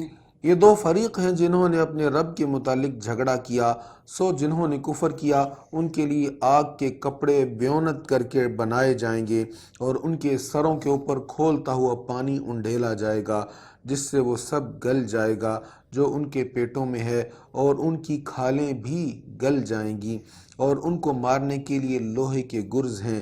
جب بھی وہ شدت تکلیف سے اس آگ سے نکلنے کا ارادہ کریں گے، ان کو پھر اسی آگ میں جھونک دیا جائے گا، اور ان سے کہا جائے گا اور جلانے والے عذاب کا مزہ چکھو۔ إن الله يدخل الذين آمنوا وعملوا الصالحات جنات تجري من تحتها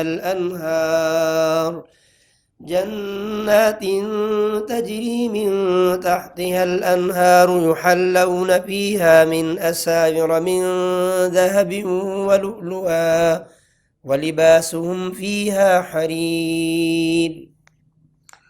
بے شک جو لوگ ایمان لائے اور انہوں نے نیک اعمال کیے ان کو اللہ ان جنتوں میں داخل کر دے گا جن کے نیچے سے دریا بہتے ہیں. ان جنتوں میں ان کو سونے کے کنگن اور موتی پہنائے جائیں گے اور وہاں ان کا لباس ریشم ہوگا. یہاں ایک چیز نوٹ کرتے جائیں، سونا اور ریشم عورت پر تو دنیا میں حلال ہے، مرد پر حلال نہیں ہے. مرد پر سونا بھی حرام ہے، ریشم پہننا بھی حرام ہے. لہٰذا وہ کپڑا جس کے اندر ریشم ہو وہ مرد کو نہیں پہننا چاہیے. جنت میں پہنیں گے انشاءاللہ، اللہ کی توفیق سے اس کے فضل سے جنت میں جائیں گے، وہاں سونا بھی پہنیں گے، وہاں ریشم بھی پہنیں گے. لیکن اس دنیا میں مرد پر سونا پہننا بھی حرام ہے، ریشم پہننا بھی حرام ہے. اور ان کو پاکیزہ باتوں کی طرف ہدایت کی جائے گی اور حمد کرنے والوں کے راستہ کی طرف ان کو ہدایت کی جائے گی. بے شک جن لوگوں نے کفر کیا اور وہ اللہ کے راستے سے روکنے لگے اور اس مسجد حرام سے جس کو ہم نے لوگوں کے لیے مساوی بنایا ہے، خواہ وہ اس مسجد میں معتکف ہوں یا باہر سے آئیں، اور جو اس مسجد میں ظلم کے ساتھ زیادتی کا ارادہ کرے گا ہم اس کو دردناک عذاب چکھائیں گے. وَإِذْ بَوَّأْنَا لِإِبْرَاهِيمَ مَكَانَ الْبَيْتِ أَلَّا تُشْرِكْ بِي شَيْئًا وَطَهِّرْ بَيْتِيَ لِلطَّائِفِينَ وَالْقَائِمِينَ وَالرُّكَّعِ السُّجُودِ. اور یاد کیجئے جب ہم نے ابراہیم کے لیے کعبہ بنانے کی جگہ مقرر کر دی اور حکم دیا کہ میرے ساتھ کسی کو شریک نہ قرار دینا اور میرے گھر کو طواف کرنے والوں اور قیام کرنے والوں اور رکوع اور سجدہ کرنے والوں کے لیے پاک رکھنا. جناب ابراہیم علیہ السلام نے اللہ تعالیٰ کے گھر کی تعمیر کی. سورہ بقرہ میں بھی اس کا تذکرہ ہے اور یہاں پر بھی اس کا تذکرہ ہے. اس سے آگے آیت نمبر 27 ہے، اسی میں حج کا ذکر ہے. اس مناسبت سے سورت کا نام سورۃ الحج ہے. وَأَذِّنْ فِي النَّاسِ بِالْحَجِّ يَأْتُوكَ رِجَالًا وَعَلَى كُلِّ ضَامِرٍ يَأْتِينَ مِنْ كُلِّ فَجٍّ عَمِيقٍ. اور لوگوں میں بلند آواز سے حج کا اعلان کیجئے. یہ اللہ تعالیٰ نے حضرت ابراہیم علیہ السلام کو حکم فرمایا. اور لوگوں میں بلند آواز سے حج کا اعلان کیجئے، وہ آپ کے پاس دور دراز راستوں سے پیدل اور ہر دبلے اونٹ پر سوار ہو کر آئیں گے. حضرت ابن عباس فرماتے ہیں کہ اللہ تعالیٰ کے حکم سے جناب ابراہیم علیہ السلام ایک بلند پتھر کے اوپر چڑھے اور انہوں نے آواز لگائی، اے لوگو حج کے لیے آؤ. اب اللہ تعالیٰ نے ان کی آواز کو تمام لوگوں تک پہنچایا جو ابھی تک باپ کی صلب میں تھے یا ماں کے رحم میں تھے، نطفہ کی صورت میں تھے یا ابھی پیدا نہیں ہوئے تھے، یا جنہوں نے کئی 100 سال بعد پیدا ہونا ہے. ان سب تک آپ کی آواز پہنچا دی گئی. اور جس نے لبیک اللہم لبیک کہا وہی حج کرنے آئے گا، اور جس نے لبیک نہیں کہا وہ حج کرنے کے لیے نہیں آئے گا. یہ جامع البیان میں حضرت ابن عباس رضی اللہ تعالیٰ عنہ کا قول اس آیہ مبارکہ کے متعلق ہے. اچھا، تو اللہ نے فرمایا کہ آپ اعلان کریں لوگ حج کرنے کے لیے آئیں. کیوں؟ لِيَشْهَدُوا مَنَافِعَ لَهُمْ وَيَذْكُرُوا اسْمَ اللَّهِ فِي أَيَّامٍ مَّعْلُومَاتٍ، تاکہ وہ اپنے فوائد کے مقامات پر حاضر ہوں اور مقررہ ایام میں ان بے زبان مویشیوں کو ذبح کرتے وقت اللہ کا نام لیں جو اس نے ان کو دیے ہیں. بس تم ان میں سے خود کھاؤ اور مصیبت زدہ فقیروں کو بھی کھلاؤ. ثم ليقضوا تفثهم وليوفوا نذورهم وليطوفوا بالبيت العتيق. پھر وہ اپنا میل کچیل دور کریں اور اپنی نظروں کو پورا کریں اور اس قدیم گھر کا طواف کریں. میل کچیل سے مراد ناخن کاٹیں، بال وغیرہ اپنے جو صاف کرنے والے ہیں ان کو صاف کریں، غسل کریں اور نظروں کو پورا کریں. اگر کوئی نظر مانی ہے تو اس نظر کو بھی پورا کر لیں. یہی حکم ہے. اور جو اللہ کی حرمت والی چیزوں کی تعظیم کرے گا تو تو اس کے رب کے نزدیک اس کے لیے بہتر ہے، اور تمہارے لیے سب مویشی حلال کر دیے گئے سوا ان کے جو تم پر تلاوت کیے جاتے ہیں، سو تم بتوں کی نجاست سے اجتناب کرو اور جھوٹی بات سے پرہیز کرو۔ تو یہاں پر ارشاد ہوا کہ حرمت والی چیزوں کی تعظیم کرنی چاہیے، تو جو چیزیں حرمت والی ہیں، احترام والی ہیں، ان کی تعظیم کرنے میں کوئی حرج نہیں ہے بلکہ فائدہ ہے۔ حنفاء للہ غیر مشرکین، نبی ہر باطل سے الگ صرف اللہ کے ہو کر رہو، کسی کو اس کے ساتھ شریک نہ بناتے ہوئے، اور جس نے کسی کو اللہ کا شریک قرار دیا وہ گویا آسمان سے گر گیا، پھر اسے مردار خور پرندے جھپٹ لیتے ہیں یا آندھی اس کو کسی دور جگہ پھینک دیتی ہے، یہی حق ہے۔ اور جس نے اللہ کی نشانیوں کی تعظیم کی تو بے شک یہ دلوں کے تقوی کے آثار سے ہے۔ اللہ کی نشانیوں کی تعظیم یہ دل کا تقوی ہوتا ہے، دل کا تقوی اللہ کی نشانیوں کی تعظیم ہے۔ لكم فيها منافع إلى أجل مسمى ثم محلها إلى البيت العتيق۔ تمہارے لیے ان مویشیوں میں مدت معین تک فوائد ہیں، پھر ان کو ذبح کرنے کا مقام قدیم گھر کی طرف ہے۔ وَلِكُلِّ أُمَّةٍ جَعَلْنَا مَنسَكًا لِيَذْكُرُوا اسْمَ اللَّهِ عَلَى مَا رَزَقَهُم مِّن بَهِيمَةِ الْأَنْعَامِ فَإِلَٰهُكُمْ إِلَٰهٌ وَاحِدٌ فَلَهُ أَسْلِمُوا وَبَشِّرِ الْمُخْبِتِينَ۔ اور ہر امت کے لیے ہم نے قربانی کا طریقہ مقرر کیا ہے تاکہ وہ اللہ کے دیے ہوئے بے زبان چوپایوں پر ذبح کے وقت اللہ کا نام لیں۔ بس تمہاری عبادت کا مستحق واحد مستحق عبادت ہے، اسی کی عبادت کرو اور عاجزی کرنے والوں کو بشارت دیجئے۔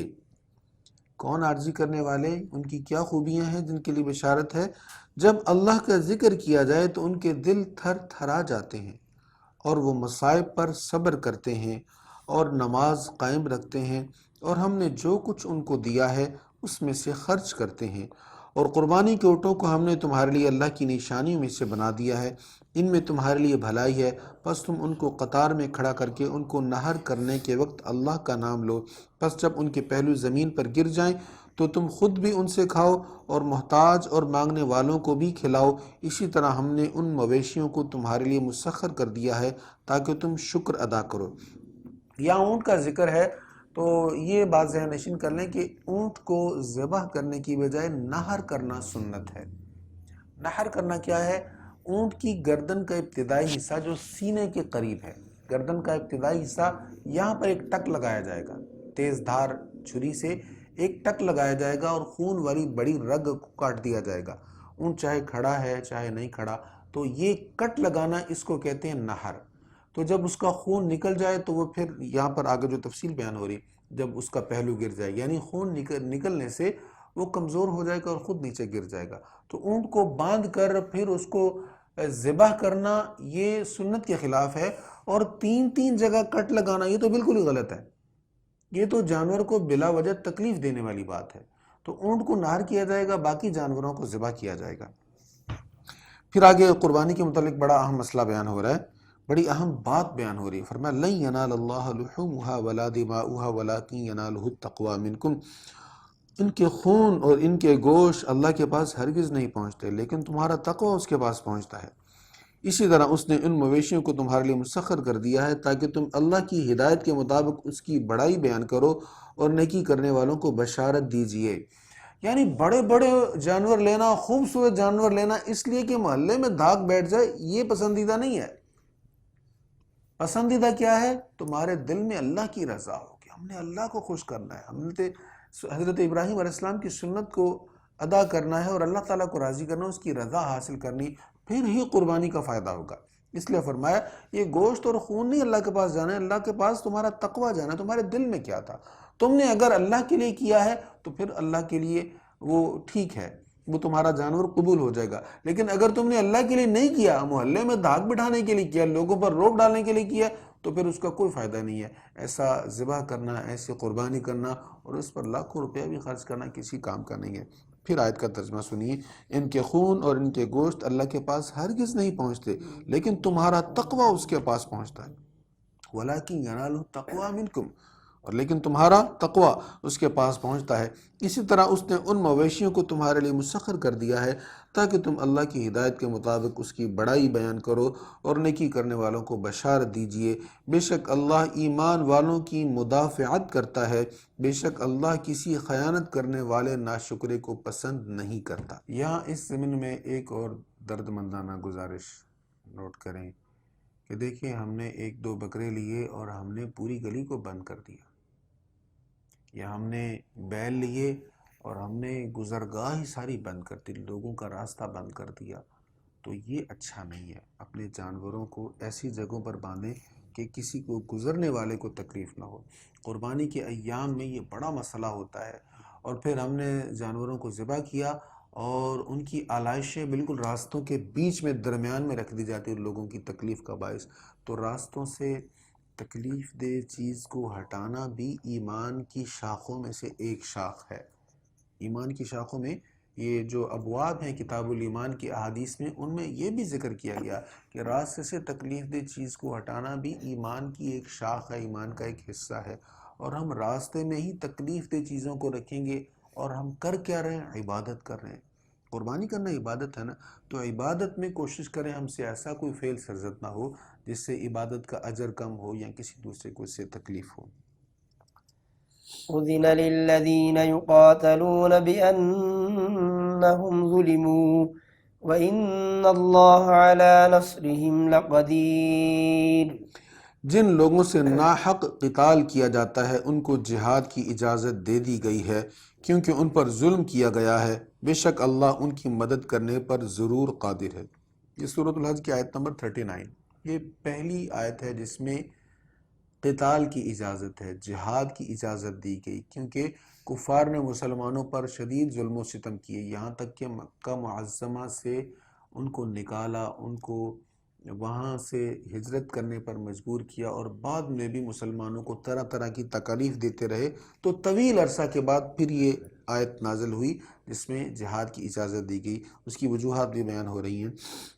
جن لوگوں کو ان کے گھروں سے ناحق نکالا گیا محض اتنی بات پر کہ وہ کہتے تھے ہمارا رب اللہ ہے، اور اگر اللہ بعض لوگوں کو دوسرے بعض لوگوں سے دور کرتا نہ رہتا تو راہبوں کی خانقاہیں اور کلیسائیں اور یہودیوں کے معبد اور جن مسجدوں میں اللہ کا بہت ذکر کیا جاتا ہے ان سب کو ضرور منہدم کر دیا جاتا، اور جو اللہ کے دین کی مدد کرتا ہے اللہ اس کی ضرور مدد فرماتا ہے، بے شک اللہ ضرور قوت والا بہت غلبہ والا ہے۔ تو ایک تو اس آیت میں جہاد کی اجازت دی گئی آیت نمبر 39 میں، اور آیت نمبر 40 میں پھر بیان ہوا کہ دیکھو پہلے بھی ایسا ہوا ہے، پہلے بھی جہاد ہوتا رہا ہے، پہلی امتوں کے دور میں بھی جہاد ہوتا رہا، پہلے بھی جو معبد تھے، جو عبادت گاہیں تھیں، وہ قائم اسی وجہ سے رہی تھیں کہ ان لوگوں کو قتل کرنے والے جو لوگ تھے یا عبادت گاہوں کو گرانے والے جو لوگ تھے ان کے خلاف اس دور کے صالحین نے، ایمان والوں نے جہاد کیا۔ تو جب انہوں نے جہاد کیا تو معبد قائم رہے، اسی لیے آج بھی ایمان والوں کو اجازت ہے ان کے ساتھ جو ظلم ہو رہا ہے اس کے بدلے میں وہ جہاد کریں تاکہ ان کی مساجد، ان کے ادارے قائم رہیں اور وہ اطمینان کے ساتھ اللہ تعالیٰ کی عبادت کر سکیں۔ ان لوگوں کو اگر ہم زمین میں اقتدار عطا فرمائیں تو وہ نماز قائم کریں، زکوٰۃ ادا کریں اور نیکی کا حکم دیں اور برائی سے روکیں، اور تمام کاموں کا انجام اللہ ہی کے اختیار میں ہے۔ یہ بڑا اہم حکم ہے۔ اگر اللہ تعالیٰ کسی کو زمین پر اختیار دے، قوت دے، غلبہ دے، حکومت دے، اختیار کا مطلب حکومت اگر اللہ تعالیٰ عطا فرمائے تو حکومت کی کیا ذمہ داری ہے؟ نماز قائم کریں، زکوٰۃ ادا کریں، نیکی کا حکم دیں اور برائی سے روکیں۔ یہ حکومت کی رسپانسبلٹی ہے، یہ صرف وارثان ممبر و محراب کا کام نہیں، یہ حکومت، اسلامی حکومت کا کام ہے، یا اسلامی ممالک کی جو حکومتیں ہیں یہ ان کی ذمہ داری ہے۔ اگر یہ آپ کی تکذیب کرتے ہیں تو آپ پریشان نہ ہوں، سو ان سے پہلے نوح کی قوم نے اور عاد نے اور ثمود نے تکذیب کی تھی، اور ابراہیم کی قوم نے اور لوط کی قوم نے اور اصحاب مدین نے بھی تکذیب کی تھی، اور موسیٰ کی تکذیب کی گئی۔ پس میں نے کافروں کو کچھ مہلت دی، پھر میں نے ان کو پکڑ لیا تو کیسا تھا میرا عذاب۔ بس ہم نے کتنی ہی بستیوں کو ہلاک کر دیا جو ظالم تھیں، سو اب وہ اپنی چھتوں پر گری ہوئی پڑی ہیں، اور بہت سے غیر آباد کنویں اور بہت سے مضبوط محل۔ أفلم يسيروا في الأرض فتكون لهم قلوب يعقلون بها أو آذان يسمعون بها فإنها لا تعمى الأبصار ولكن تعمى القلوب التي في الصدور۔ سو کیا انہوں نے زمین میں سفر نہیں کیا کہ ان کے دل ایسے ہوتے جن سے یہ سمجھتے، یا ان کے کان ایسے ہوتے جن سے یہ غور سے سنتے؟ پس حقیقت یہ ہے کہ آنکھیں اندھی نہیں ہوتی، لیکن سینوں میں جو دل ہیں وہ اندھے ہو جاتے ہیں۔ دل اندھے ہو جاتے ہیں۔ فرمایا آنکھیں اندھی نہیں ہوتی۔ پہلے اللہ تعالیٰ نے عذاب کا ذکر کیا، بستیوں کی تباہی کا ذکر کیا، ویران محلات کا ذکر کیا، پھر فرمایا ان مشرکین مکہ نے ان علاقوں کو دیکھا نہیں ہے، وہ اجڑی بستیاں نہیں دیکھی، ان کے راستوں میں ہی وہ بستیاں ہیں، وہ قومیں ہیں جو برباد ہو گئیں، جن کی محلات ویران پڑے، انہوں نے دیکھا نہیں۔ اگر دیکھا ہے تو پھر ان کا دیکھنا کیسا دیکھنا ہے کہ دیکھ کر یہ عبرت نہیں حاصل پکڑتے؟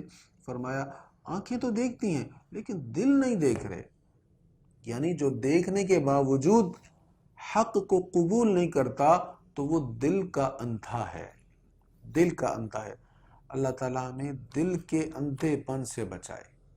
آنکھیں بھی نور والی رہیں، آنکھ بھی روشن رہے، بصر بھی روشن رہے، بصیرت بھی روشن رہے، بصر کے ساتھ بصیرت بھی خوب روشن ہو۔ تو بصر بھی روشن رہنی چاہیے، آنکھ بھی روشن ہونی چاہیے، اور دل کی آنکھ بھی روشن ہونی چاہیے، اور یہ نسبت رسول کریم علیہ الصلوۃ والتسلیم کے بغیر نہیں ہوتا۔ پھر ارشاد ہوا یہ آپ سے جلد عذاب کا مطالبہ کر رہے ہیں، اور اللہ اپنی وعید کے خلاف ہرگز نہیں کرے گا، اور بے شک آپ کے رب کے نزدیک ایک دن تمہاری گنتی کے 1000 دنوں کی مثل ہے۔ مطالبہ کرتے ہیں نا کفار، قیامت کب آئے گی، عذاب کب آئے گا؟ تو آپ تو کہہ رہے تھے جلد آنا ہے، تو فرمایا اللہ تعالیٰ کا جو ایک دن ہے نا تمہارے 1000 دنوں کے برابر ہے۔ یہ چند دنوں کا ہی معاملہ ہے، لیکن اس کے دن اور تمہارے دن میں فرق ہے۔ اس کا ایک دن تمہارے 1000 دنوں کے برابر ہے۔ ایک تفسیر یہ بھی کی گئی ہے کہ عذاب کی جلدی کرنے والوں، جب عذاب آ گیا نا تو وہ برداشت نہیں ہوگا، اس کا ایک ایک دن تمہارے لیے 1000 دنوں جیسا تکلیف دہ ہوگا۔ دیکھیں یہ عام سی بات ہے کہ خوشی کے لمحات بڑی جلدی گزر جاتے ہیں، لیکن تکلیف کی شدت کے لمحات جو ہوتے ہیں وہ ایک ایک رات بھی صدیوں پر محیط ہو جاتی، بھاری ہو جاتی، گزرتی نہیں ہے۔ ہمارے یہاں شاعری میں کہا جاتا ہے کہ جو وصال کی گھڑیاں ہیں، وصال کی راتیں بڑی جلد گزر جاتی ہیں، اور ہجر کی ایک رات بھی نہیں گزرتی، کیونکہ ہجر میں درد ہوتا ہے، تکلیف ہوتی ہے۔ تو فرمایا لوگوں تم عذاب کی جلدی کر رہے ہو نا، عذاب ایسا شدید ہوگا، ایک دن بھی تمہارے لیے گزارنا مشکل ہوگا، تمہارے لیے 1000 دنوں سے بھاری ہو جائے گا ایک دن۔ وَكَأَيٍّ مِّن قَرْيَةٍ أَمْلَيْتُ لَهَا، اور میں نے ایسی بہت سی بستیوں کو مہلت دی تھی جو ظالم تھیں، پھر میں نے ان کو پکڑ لیا، اور میری ہی طرف لوٹ کر آنا ہے۔ قل يا أيها الناس إنما أنا لكم نذير مبين فالذين آمنوا وعملوا الصالحات لهم مغفرة ورزق كريم۔ آپ کہیے اے لوگوں میں تمہیں واضح طور پر عذاب سے ڈرانے والا ہوں۔ انما انا لکم نذیر مبین، حضور واضح طور پر ڈرانے والے ہیں۔ یاد رکھیے جس چیز سے ڈرایا جائے اس سے ڈرنا چاہیے، یہی ایمان کا تقاضا ہے۔ یہ ہمارے ہاں شاعری میں، لطیفوں میں جو عذاب کا مذاق اڑایا جاتا ہے، جو قبر کے سوالات کا مذاق اڑایا جاتا ہے، جو محشر کے دن کا مذاق اڑایا جاتا ہے، یہ تو قیامت کے دن پتہ چلے گا نا، جب اللہ تعالیٰ کسی کی طرف قہر سے دیکھے گا تو چہرے کا گوشت جھڑ جائے گا۔ یہ تو قبر میں پتہ چلے گا سوالات کیسے ہوں گے اور ان کا جواب کیسے دینا ہے۔ اس لیے ایسی چیزوں کا مذاق، قیامت کا دن آئے گا تو میں یوں کروں گا، فرشتے پوچھیں گے تو میں یہ کر لوں گا، جب محشر کا میدان ہوگا تو میں ایسے کر لوں گا، مذاق بنانا اور اس طرح ہنسنا یہ بالکل غلط بات ہے، اور اللہ تعالیٰ کے غضب کو دعوت دینے والی بات ہے۔ سو جو لوگ ایمان لائے اور انہوں نے نیک اعمال کیے ان کے لیے مغفرت ہے اور عزت کی روزی ہے، اور جو لوگ ہماری آیتوں کی تکذیب میں سر توڑ کوشش کرتے ہیں وہی دوزخ والے ہیں۔ اور ہم نے آپ سے پہلے جو بھی رسول اور نبی بھیجا تو جب بھی اس نے اپنی امت کی وسعت کی تمنا کی تو شیطان نے لوگوں کے دلوں میں شبہات ڈال کر اس کی تمنا پوری ہونے میں رخ نہ ڈال دیا۔ سو اللہ شیطان کے ڈالے ہوئے شبہات کو زائل کر دیتا ہے، پھر اللہ اپنی آیات کو پختہ کر دیتا ہے، اور اللہ خوب جاننے والا بہت حکمت والا ہے، تاکہ اللہ شیطان کے ڈالے ہوئے شبہات کو ان لوگوں کے لیے آزمائش بنا دے جن کے دلوں میں بیماری ہے اور جن کے دل سخت ہو چکے ہیں۔ بے شک ظالم لوگ بہت دور کی مخالفت میں ہیں، اور جو اہل علم ہیں ان کو یہ جان لینا چاہیے کہ یہ قرآن آپ کے رب کی طرف سے حق ہے، پس وہ اس پر ایمان لائیں اور ان کے دل اس کی طرف جھک جائیں، اور بے شک اللہ ایمان والوں کو ضرور صراط مستقیم کی طرف راہ دکھانے والا ہے۔ اور جو لوگ کافر ہیں وہ اس کے متعلق ہمیشہ شک میں ہی رہیں گے، حتیٰ کہ ان پر اچانک قیامت ٹوٹ پڑے یا ان کے پاس بے رحم دن کا عذاب آ جائے۔ اس دن صرف اللہ کی حکومت ہوگی، وہی ان کے درمیان فیصلہ فرمائے گا۔ پس جو لوگ ایمان لائے اور انہوں نے نیک اعمال کیے وہ نعمت والی جنتوں میں ہوں گے، اور جن لوگوں نے کفر کیا اور ہماری آیتوں کی تکذیب کی انہی لوگوں کے لیے ذلت والا عذاب ہے۔ والذين هاجروا في سبيل الله ثم قتلوا أو ماتوا ليرزقنهم الله رزقا حسنا وإن الله لهو خير الرازقين ليدخلنهم مدخلا يرضونه وإن الله لعليم حليم۔ اور جن لوگوں نے اللہ کے راستے میں ہجرت کی پھر وہ قتل کر دیے گئے یا وہ طبعی موت مر گئے، اللہ ان کو ضرور عمدہ رزق عطا فرمائے گا، اور بے شک اللہ سب دینے والوں سے بہترین دینے والا ہے۔ اللہ انہیں ضرور ایسی جگہ داخل فرمائے گا جس سے وہ راضی ہوں گے، اور بے شک اللہ خوب جاننے والا بردبار ہے۔ اور یہ اس لیے ہے کہ جس نے اتنی ہی اذیت پہنچائی جتنی اسے اذیت پہنچائی گئی تھی، پھر اس پر زیادتی کی گئی تو اللہ اس کی ضرور مدد فرمائے گا، بے شک اللہ ضرور بہت معاف کرنے والا بہت بخشنے والا ہے۔ یہ اس لیے ہے کہ اللہ رات کو دن میں داخل فرماتا ہے اور دن کو رات میں داخل فرماتا ہے، اور بے شک اللہ بہت سننے والا بہت دیکھنے والا ہے۔ رات کو دن میں داخل فرماتا ہے اور دن کو رات میں داخل فرماتا ہے، اس کا مطلب یہ ہوا کہ دیکھیں سردیوں میں راتیں لمبی ہیں اور دن کا کچھ حصہ سردیوں کی رات میں آ جاتا ہے، اور گرمیوں میں دن لمبے ہیں اور رات کا کچھ حصہ دن میں آ جاتا ہے، اس طرح رات دن میں داخل ہو جاتی ہے اور دن رات میں داخل ہو جاتا ہے۔ ایک تفسیر یوں بھی کی گئی کہ روشن دن میں رات آ جاتی ہے، یعنی روشن دن اختتام کی طرف جاتا ہے تو پھر اس دن پر رات غالب آ جاتی ہے، اور سیاہ ترین کالی سیاہ رات پر غلبہ حاصل کرنے والا سورج ہے کہ بالکل اندھیرا چھایا ہوا ہے اور پھر صبح کا سپیدہ نمودار ہوتا ہے اور وہ رات پر دن غالب آ جاتا ہے۔ تو یہ بھی اللہ تعالیٰ کی قدرت ہے۔ یہ اس لیے ہے کہ اللہ ہی حق ہے اور یہ مشرکین اس کے سوا جس کی عبادت کرتے ہیں وہ باطل ہے۔ بے شک اللہ بہت بلند نہایت بڑا ہے۔ کیا آپ نے نہیں دیکھا کہ اللہ نے آسمان سے پانی نازل کیا جس سے زمین سرسبز ہو گئی؟ بے شک اللہ بہت لطف کرنے والا نہایت خبر رکھنے والا ہے۔ اسی کی ملک میں ہے جو کچھ آسمانوں میں ہے اور جو کچھ زمینوں میں ہے، اور بے شک اللہ ہی بے نیاز ہے، تمام تعریفیں کیا ہوا ہے۔ ألم تر أن الله سخر لكم ما في الأرض والفلك تجري في البحر بأمره ويمسك السماء أن تقع على الأرض إلا بإذنه إن الله بالناس لرؤوف رحيم۔ کیا تم نے نہیں دیکھا کہ اللہ نے زمین کی تمام چیزیں تمہارے نفع کے لیے مسخر کر دی ہیں، اور اسی کے حکم سے سمندر میں کشتیاں چلتی ہیں، اور وہی آسمان کو زمین پر گرنے سے روکے ہوئے ہے مگر اس کی اجازت سے۔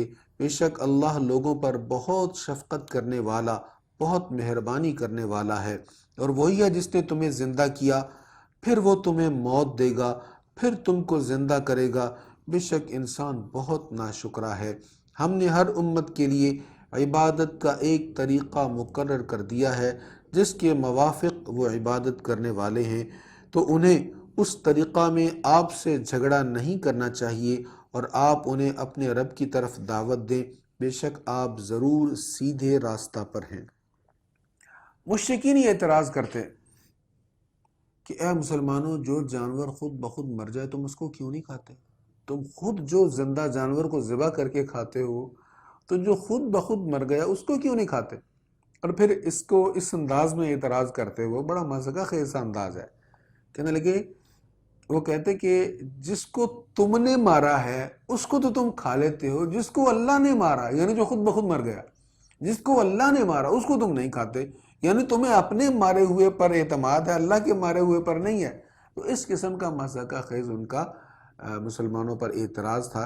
تو اس کے جواب میں اللہ تعالیٰ نے ارشاد فرمایا، آپ انہیں کہیں کہ یہ ہمارا طریقہ ہے، ہمیں جیسے ہمارے رب نے حکم فرمایا، ہم تم سے اس بارے میں جھگڑتے نہیں ہیں۔ تو اس طرح کے مشرکین کے بہت سارے مذاق خیز اعتراضات مسلمانوں پر ہوتے تھے۔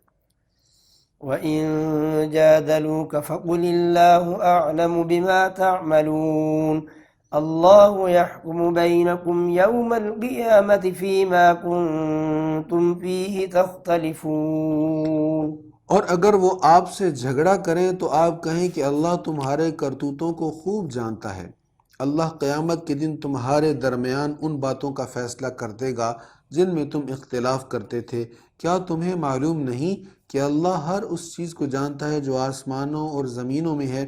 بے شک یہ سب ایک کتاب میں مرقوم ہے، بے شک یہ سب اللہ پر آسان ہے، اور یہ اللہ کے سوا ان چیزوں کی عبادت کرتے ہیں جن کی عبادت پر اللہ نے کوئی دلیل نازل نہیں کی، اور جن کے معبود ہونے کا انہیں خود بھی کوئی علم نہیں ہے، اور ظالموں کا کوئی حامی نہیں ہے۔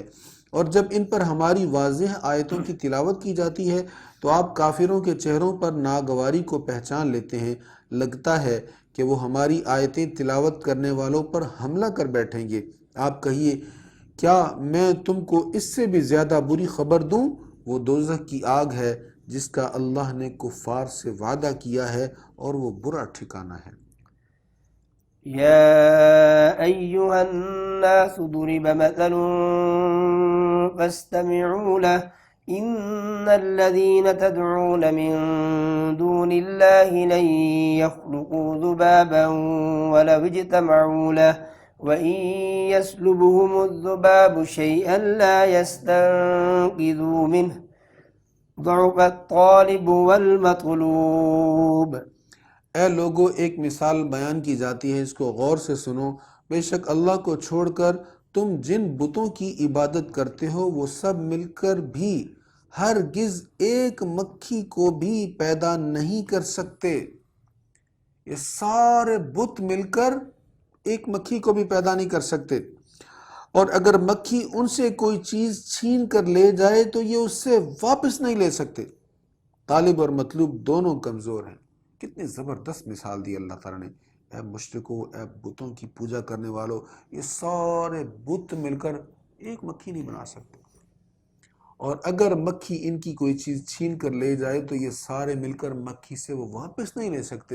اتنے کمزور معبود بنا رکھے ہیں تم نے، جھوٹے من گھڑت معبود۔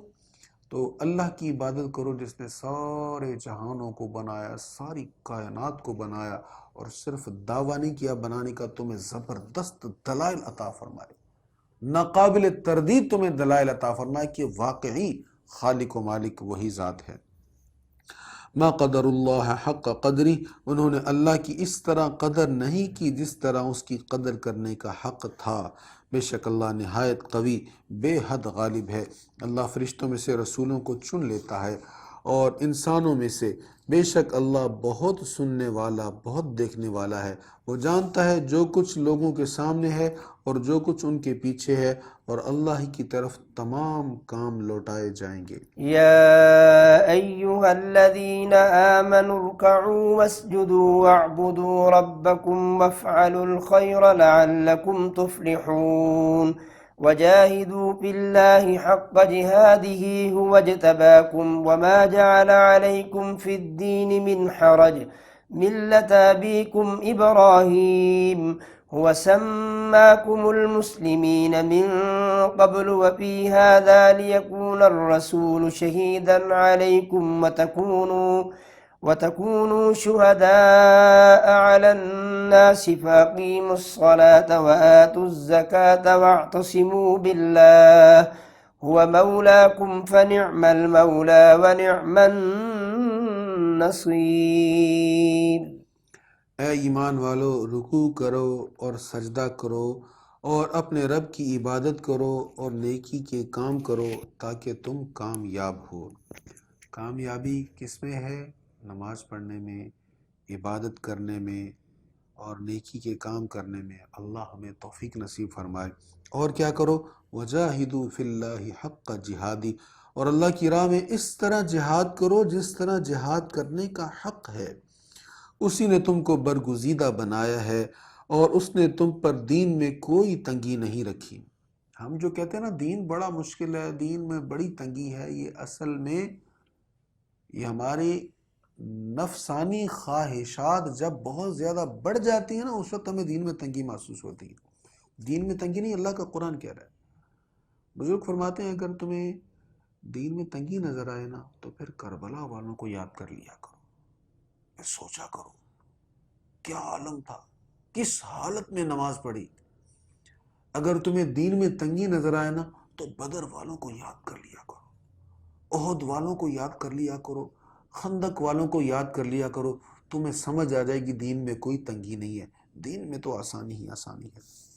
تو فرمایا اس نے تم پر دین میں کوئی تنگی نہیں رکھی، یہ تمہارے باپ ابراہیم کی ملت ہے، اس نے اس سے پہلے تمہارا نام مسلمان رکھا ہے، اور اس قرآن میں تاکہ رسول تم پر گواہ ہوں اور تم لوگوں پر گواہ ہو جاؤ، بس تم نماز قائم کرو اور زکوٰۃ ادا کرو اور اللہ کی رسی مضبوطی سے پکڑ لو، وہی تمہارا مالک ہے۔ تو کیسا اچھا مالک ہے اور کیسا اچھا مددگار ہے۔ اللہ کی رسی مضبوطی سے پکڑ لو۔ اللہ کی رسی کیا ہے؟ قرآن۔ حضور علیہ السلام نے فرمایا قرآن اللہ کی ایسی رسی ہے جس کا ایک سرا اللہ کے پاس ہے، دوسرا سرا مخلوق کے پاس ہے۔ اللہ اکبر۔ اس حدیث پر آپ غور کریں، آپ کو لطف آ جائے گا کہ قرآن کریم کتنا پیارا ذریعہ ہے اپنے رب کے قریب ہونے کا، اس سے ملاقات کرنے کا، کہ ایک سرا اللہ کے پاس ہے اور دوسرا سرا ہمارے پاس ہے۔ بعض مفسرین نے کہا ہے اللہ کی رسی سے مراد ذات مصطفیٰ ہے، حضور صلی اللہ تعالیٰ علیہ وآلہ وسلم کی ذات ہے۔ خیر قرآن کریم اللہ کی رسی ہے، یہ بھی کنفرم بات ہے، لیکن قرآن کریم کا صحیح فہم اسی وقت نصیب ہوگا جب ہم ذات مصطفیٰ کے ساتھ اپنا تعلق گہرا کریں گے۔ اسی کے ساتھ یہ پارہ ختم ہوتا ہے۔ اللہ تعالیٰ ہمیں قرآن کریم پڑھنے، سمجھنے، یاد رکھنے، اس پر عمل کرنے، اس کا ابلاغ کرنے کی توفیق نصیب فرمائے۔ وآخر دعوایا ان الحمد للہ رب العالمین۔